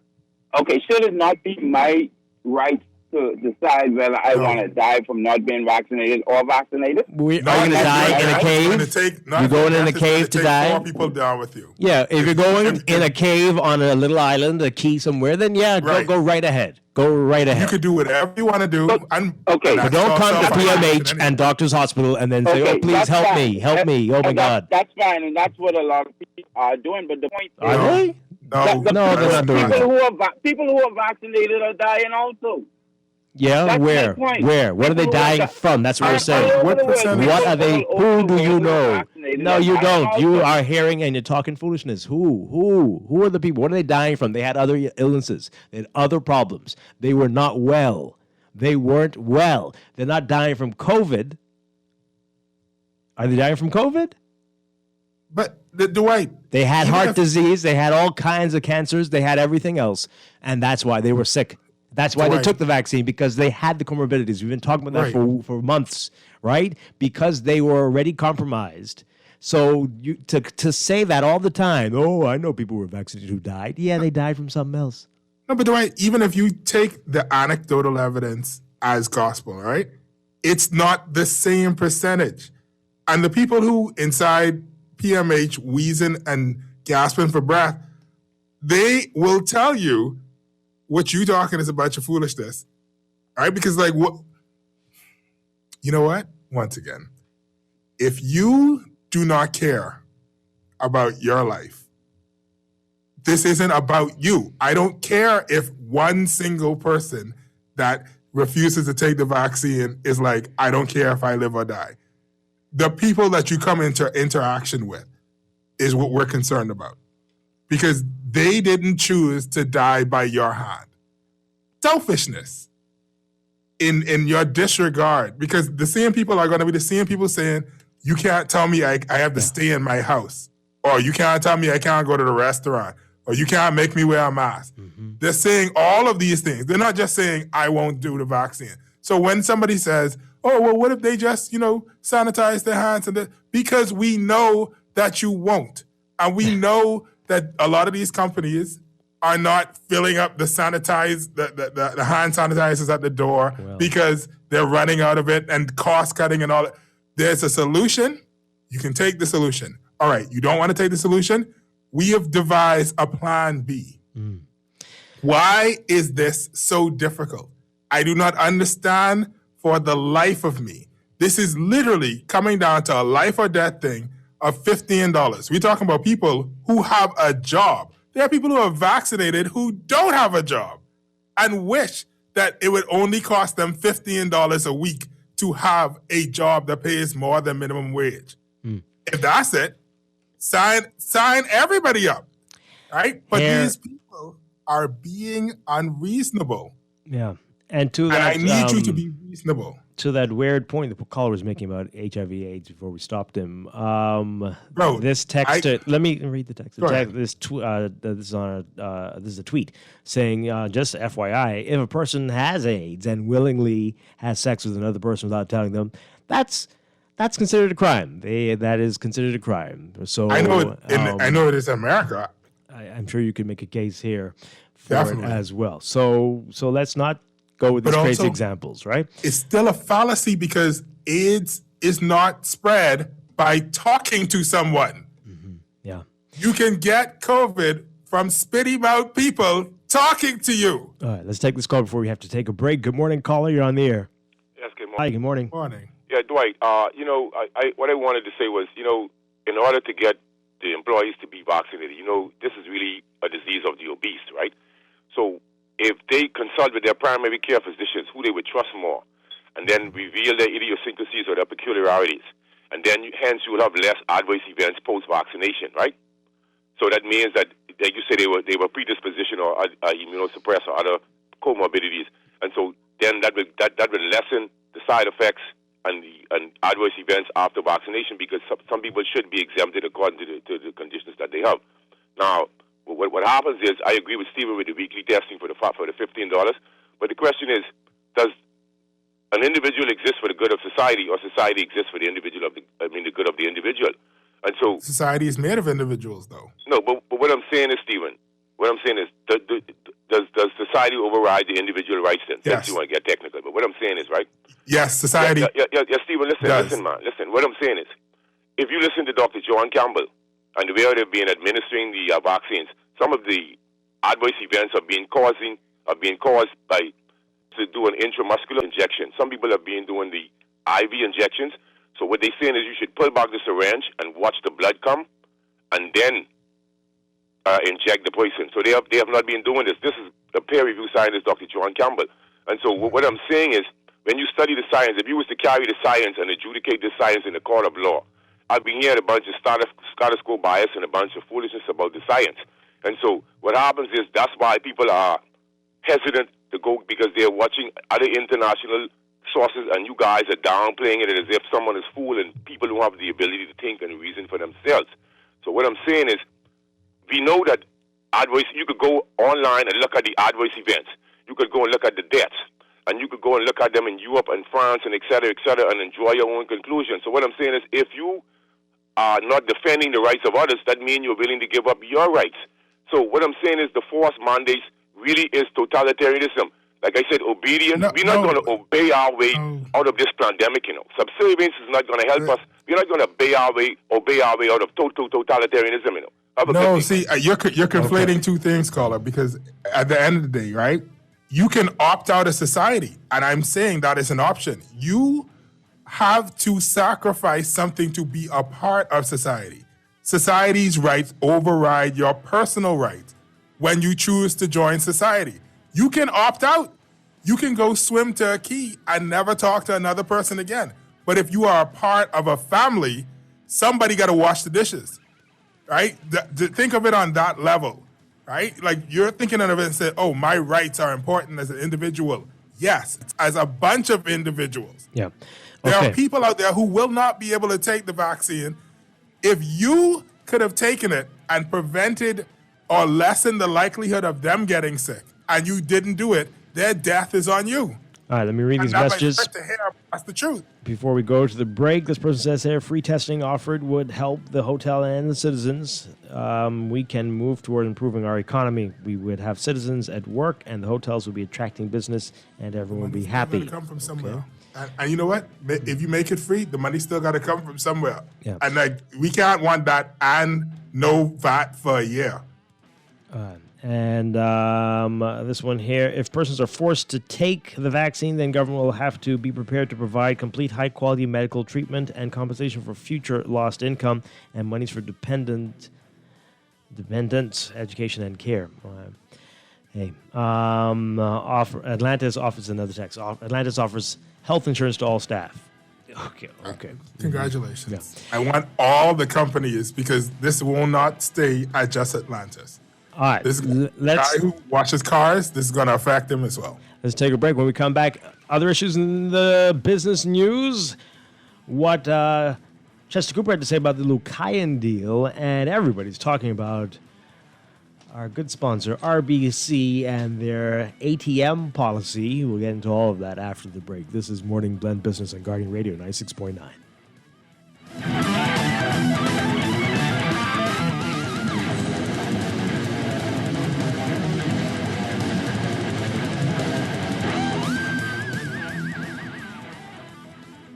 Boy, why you look so mashed up like clothes at the washer? No, boy, just a hard day, boy. Hard day? What happened? The breakfast lady ran out of tuna and gritsy. We need to start joking about everything, you know. He's serious, boy. Boy, what's serious? Tell me. All right, well, today, boss gave us boy one big contract. And nobody else get a chance and nobody say nothing.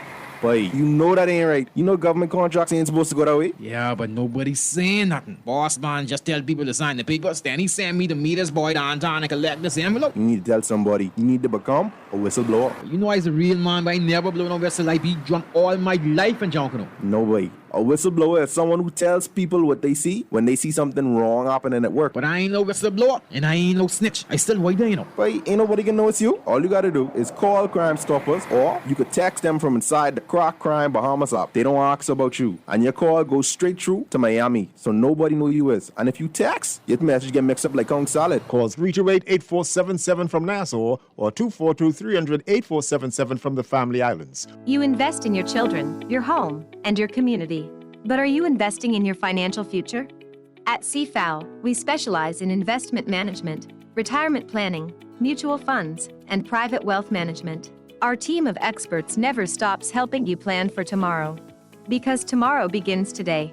Call us at 502-7010 to see what our financial advisors can do for you. CFAL, growing wealth for future generations. This is Guardian Radio, 96.9 FM. Fresh news, smart talk, all day.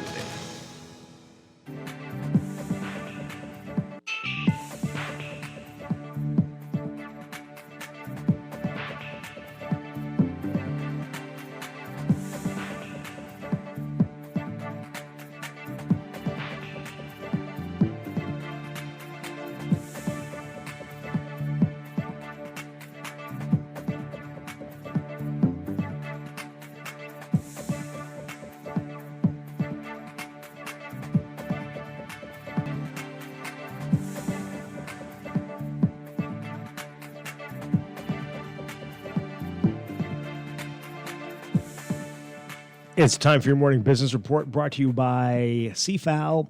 Nassau Cruise Port Limited's CEO Mike Mora telling Guardian Business that by mid-October, this month, all Bahamians will have the opportunity to own a piece of the port when the Bahamas Investment Fund opens.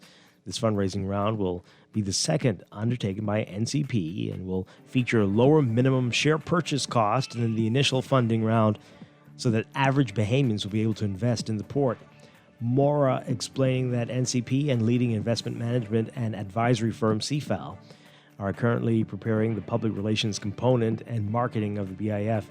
In the first funding round, the port raised more than $130 million to begin the renovation of the piers and upland works. The Economic Recovery Committee, subcommittee on public service reform, has proposed a radical solution to the bloated and unproductive public labor force that is for inefficient following assessment to be sent home with full pay. The committee arguing that many public servants receiving a salary while being unproductive, and this drastic move would right-size the public sector at the smallest political cost to the government. The proposal saying that in the context of the ERC, they recognize that public service reform, both politically and as a matter of practicality, is a medium to long-term objective, and that the testing of these concepts will occur within the framework of strengthening the public service while developing the capacity for public institutions that are fit for purpose. You can read more about this in today's Guardian Business section. Royal Caribbean International hosted a job fair on Monday, October 4th, to fill several positions in human resources and up to 20 lifeguard openings for its private island destination Perfect Key at Coco Key in the Berry Islands. Human resources interviews will be conducted virtually. Lifeguard applicants must take a swim test. According to Royal Caribbean Senior Manager of Talent Attraction, Cindy Williams-Johnson, the job fair is part of the cruise line's commitment to hire Bahamians. The cruise line plans to hire 4 human resources professionals, including the head of human resources at Perfect Day at Coco Key. And you can read more about it in today's Guardian Business section as well. And Royal Bank of Canada responding in a statement to concerns on social media about the bank's decision to remove the $20 bill from its ATMs, stating that the removal of the bill is part of the bank's digital transformation strategy. According to RBC, reducing the reliance on cash is part of the way to move forward in a world that is progressively turning away from paper. In your Market Watch, recapping trading on the BISX from Thursday, your market movers, Commonwealth Bank moving 10,000 shares, down 2 cents to close at $2.73. Full Call moving 6,000, up 4 cents, closing at $4. Finco moving 1,750, up 40 cents to $9.33. J.S. Johnson moving 600, unchanged at $15.50. Consolidated Water down 2 cents to $2.28. Emira Incorporated up 6 cents to $11.07. The BISX All Share Index closing at 2,081.38, up 3.93. That's your Market Watch, and that is your morning business report. Brought to you by CFAL, growing wealth for future generations.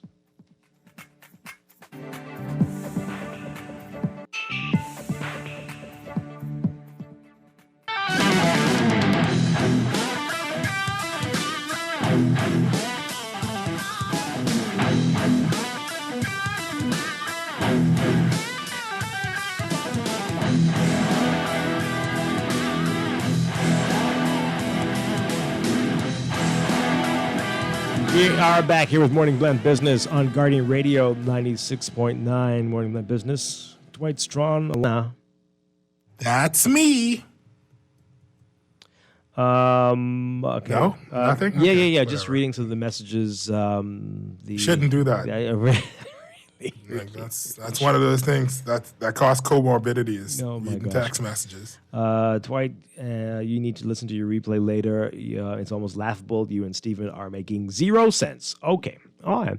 That's fine. You know what? It's amazing to me and how people will hear our doctors, these people that we know, these are the people we've gone to school with, that we have seen grow up and that are amazing and well-renowned all over the world. They're right here and they're telling you something. They're telling you, these are often your own children, telling you something. And you refuse to believe them. But some strange doctor in Idaho tells you some garbage. Who aren't really doctors. Well, maybe not even. You don't even know what they are. But they tell you one thing, you believe them. Oh, this one doctor who had a post on YouTube says this, and I believe him. But these people that you've known all your lives, that you go to when you are sick, they're telling you what they're seeing and what they know to be a fact, but you think they're all lying. For some strange reason, they are all lying. Well, okay, we'll find if that helps you. When you break your leg, I hope you fly to Idaho or wherever that doctor was and get Please, them to you will do not your be thing. able to leave the country or get into America because you are not vaccinated and you do not have a PCR test. Okay, all right. Because you don't believe in any of that stuff. It's amazing, but that's fine. Okay. Anyway, what the Tourism and Investments Minister is saying, the Deputy Prime Minister Chester Cooper is saying about the Grand Lucayan deal. Some very interesting comments. He says it is egregiously bad as he thought it was. Take a listen to this report from our Kyle Joaquin on this. I actually said it was an egregiously bad deal. And I can confirm to you today that I didn't hear or see anything that would cause me to change my mind. After touring the property and seeing exactly what's happening with it now, Deputy Prime Minister and Minister of Tourism, Investments and Aviation Chester Cooper says Cabinet will have to determine the fate of the Grand Lucayan Resort. The Minutes administration purchased the resort from Hutchison Whampoa in August 2018 for $65 million. There were concerns over how much money government was spending on the property per month. While he wouldn't give an exact figure, Cooper says his estimation of hundreds of millions was not far off. I had forecasted prior to coming to government that the government would have spent already in the region of $200 million.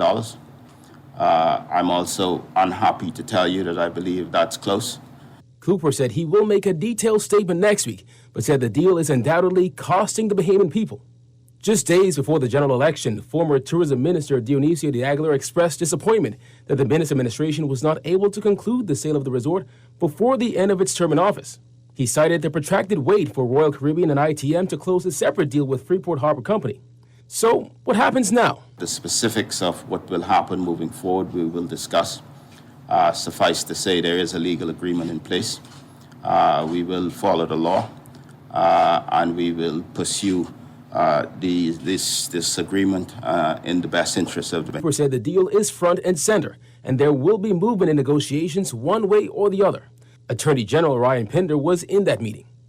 I'm happy that we have been briefed as to what might be the next course of action over the next several weeks. We will be discussing along with our colleagues at Cabinet next week, and we'll be making a further statement as to what might be the immediate course of action. In the meantime, the DPM advised that there may be changes to the current board, as is the case with many other government-appointed boards. We're assessing the boards at the moment. I'm very thankful to the very competent board that's been in place, and we anticipate that once there is an election, boards would change. But I've been assured by the professional Bahamians who sit on this board that their expertise will always be accessible, whether the board is changed or not. Reporting for the Guardian News Network, I'm Kyle Joaquin. Okay. I just want to know, when are they going to sell, like, I need a new bed. And when are they going to, like, sell the furniture or the plates? I was promised that. Is that not happening, Dwight? You'd really want that? From that hotel? Yeah, okay. That's why we got Febreze, right? You probably need a whole factory. I got all this Lysol in the house. So this Chester Cooper saying that the sale continues to be delayed by the protracted wait for Royal Caribbean and ITM to close their separate deal with Freeport Harbor Company. And Cooper says the government knows that the property is critical to the development of Grand Bahama. He says the government will review the agreement again to determine the best way forward. So this is just a long, drawn-out saga. It's very, very sad. And as many had suspected, this was not the best deal, and that we would be the ones on the short end of it. But still, there's still nothing happening, even if it is a bad deal. But if there's progress, some movement that would might be able to make up. But that's not happening at all. And so we have to wait and see if anything's going to come out of at least the agreement with the Royal Caribbean, which could, how things go, could easily go off the rails. And then we're stuck with that giant hotel that we overpaid for, which others were warning could very easily happen. And Grand Bahama, again, left in the lurch. But let's keep our fingers crossed that there is some resolution to this. Quickly, before we go, I want to mention this. You heard it in the Morning Business Report, and many people have been talking about this, especially customers, RBC customers. Just the head-scratching move there, but the $20 bill is no longer available from RBC ATMs. The minimum you can withdraw is $50. You have to withdraw in multiples of 50 and 100, right? And so RBC responding to this. A lot of people, as we said on social media, have been asking what's going on. They've responded saying in a statement that this is being done as part of their digital transformation strategy. According to RBC, reducing the reliance on cash is part of the way to move forward in a world that is progressively turning away from paper and coin money.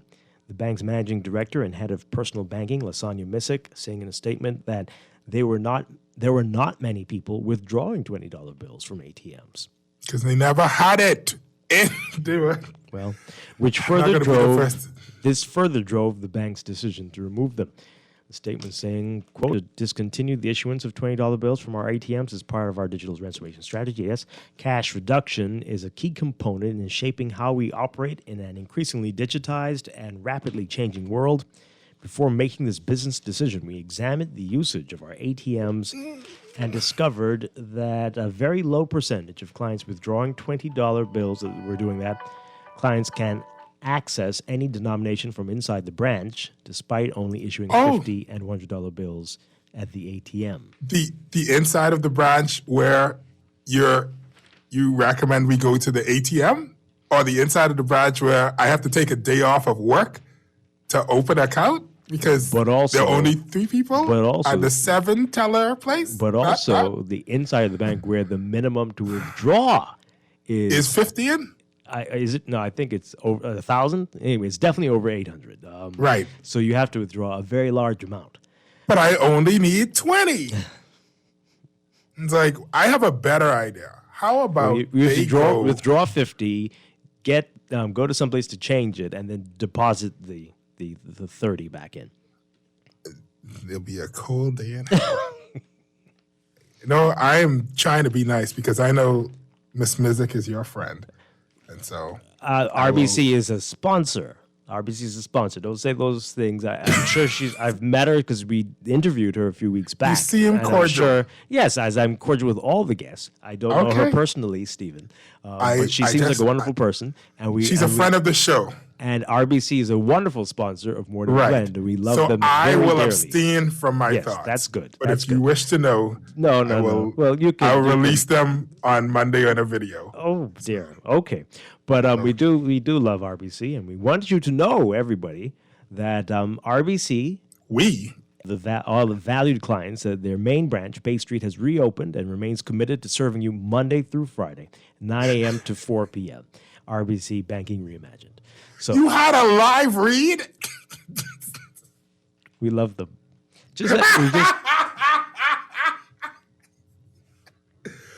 Oh, yeah. Stephen, I hope you have a wonderful weekend. I'm going to have the best weekend. It's good. And my weekend will be filled with 20s and 10s. So I may need to borrow some because I can't withdraw all of that money from the ATM. Oh. So yeah, Commonwealth Bank lets you do it. All the banks are friends of Morning Blend. We love them all. Okay. Okay. Hey, everybody, enjoy. Dwight Strachan, have a great day. Have a great weekend. We'll be back on Monday with more Morning Blend and Morning Blend Business. Make sure you pick up a copy of today's National Guardian to read more about what we've been talking about on the show today. And stay tuned for On the Clock with Aaron Green coming up next here on Guardian Radio 96.9.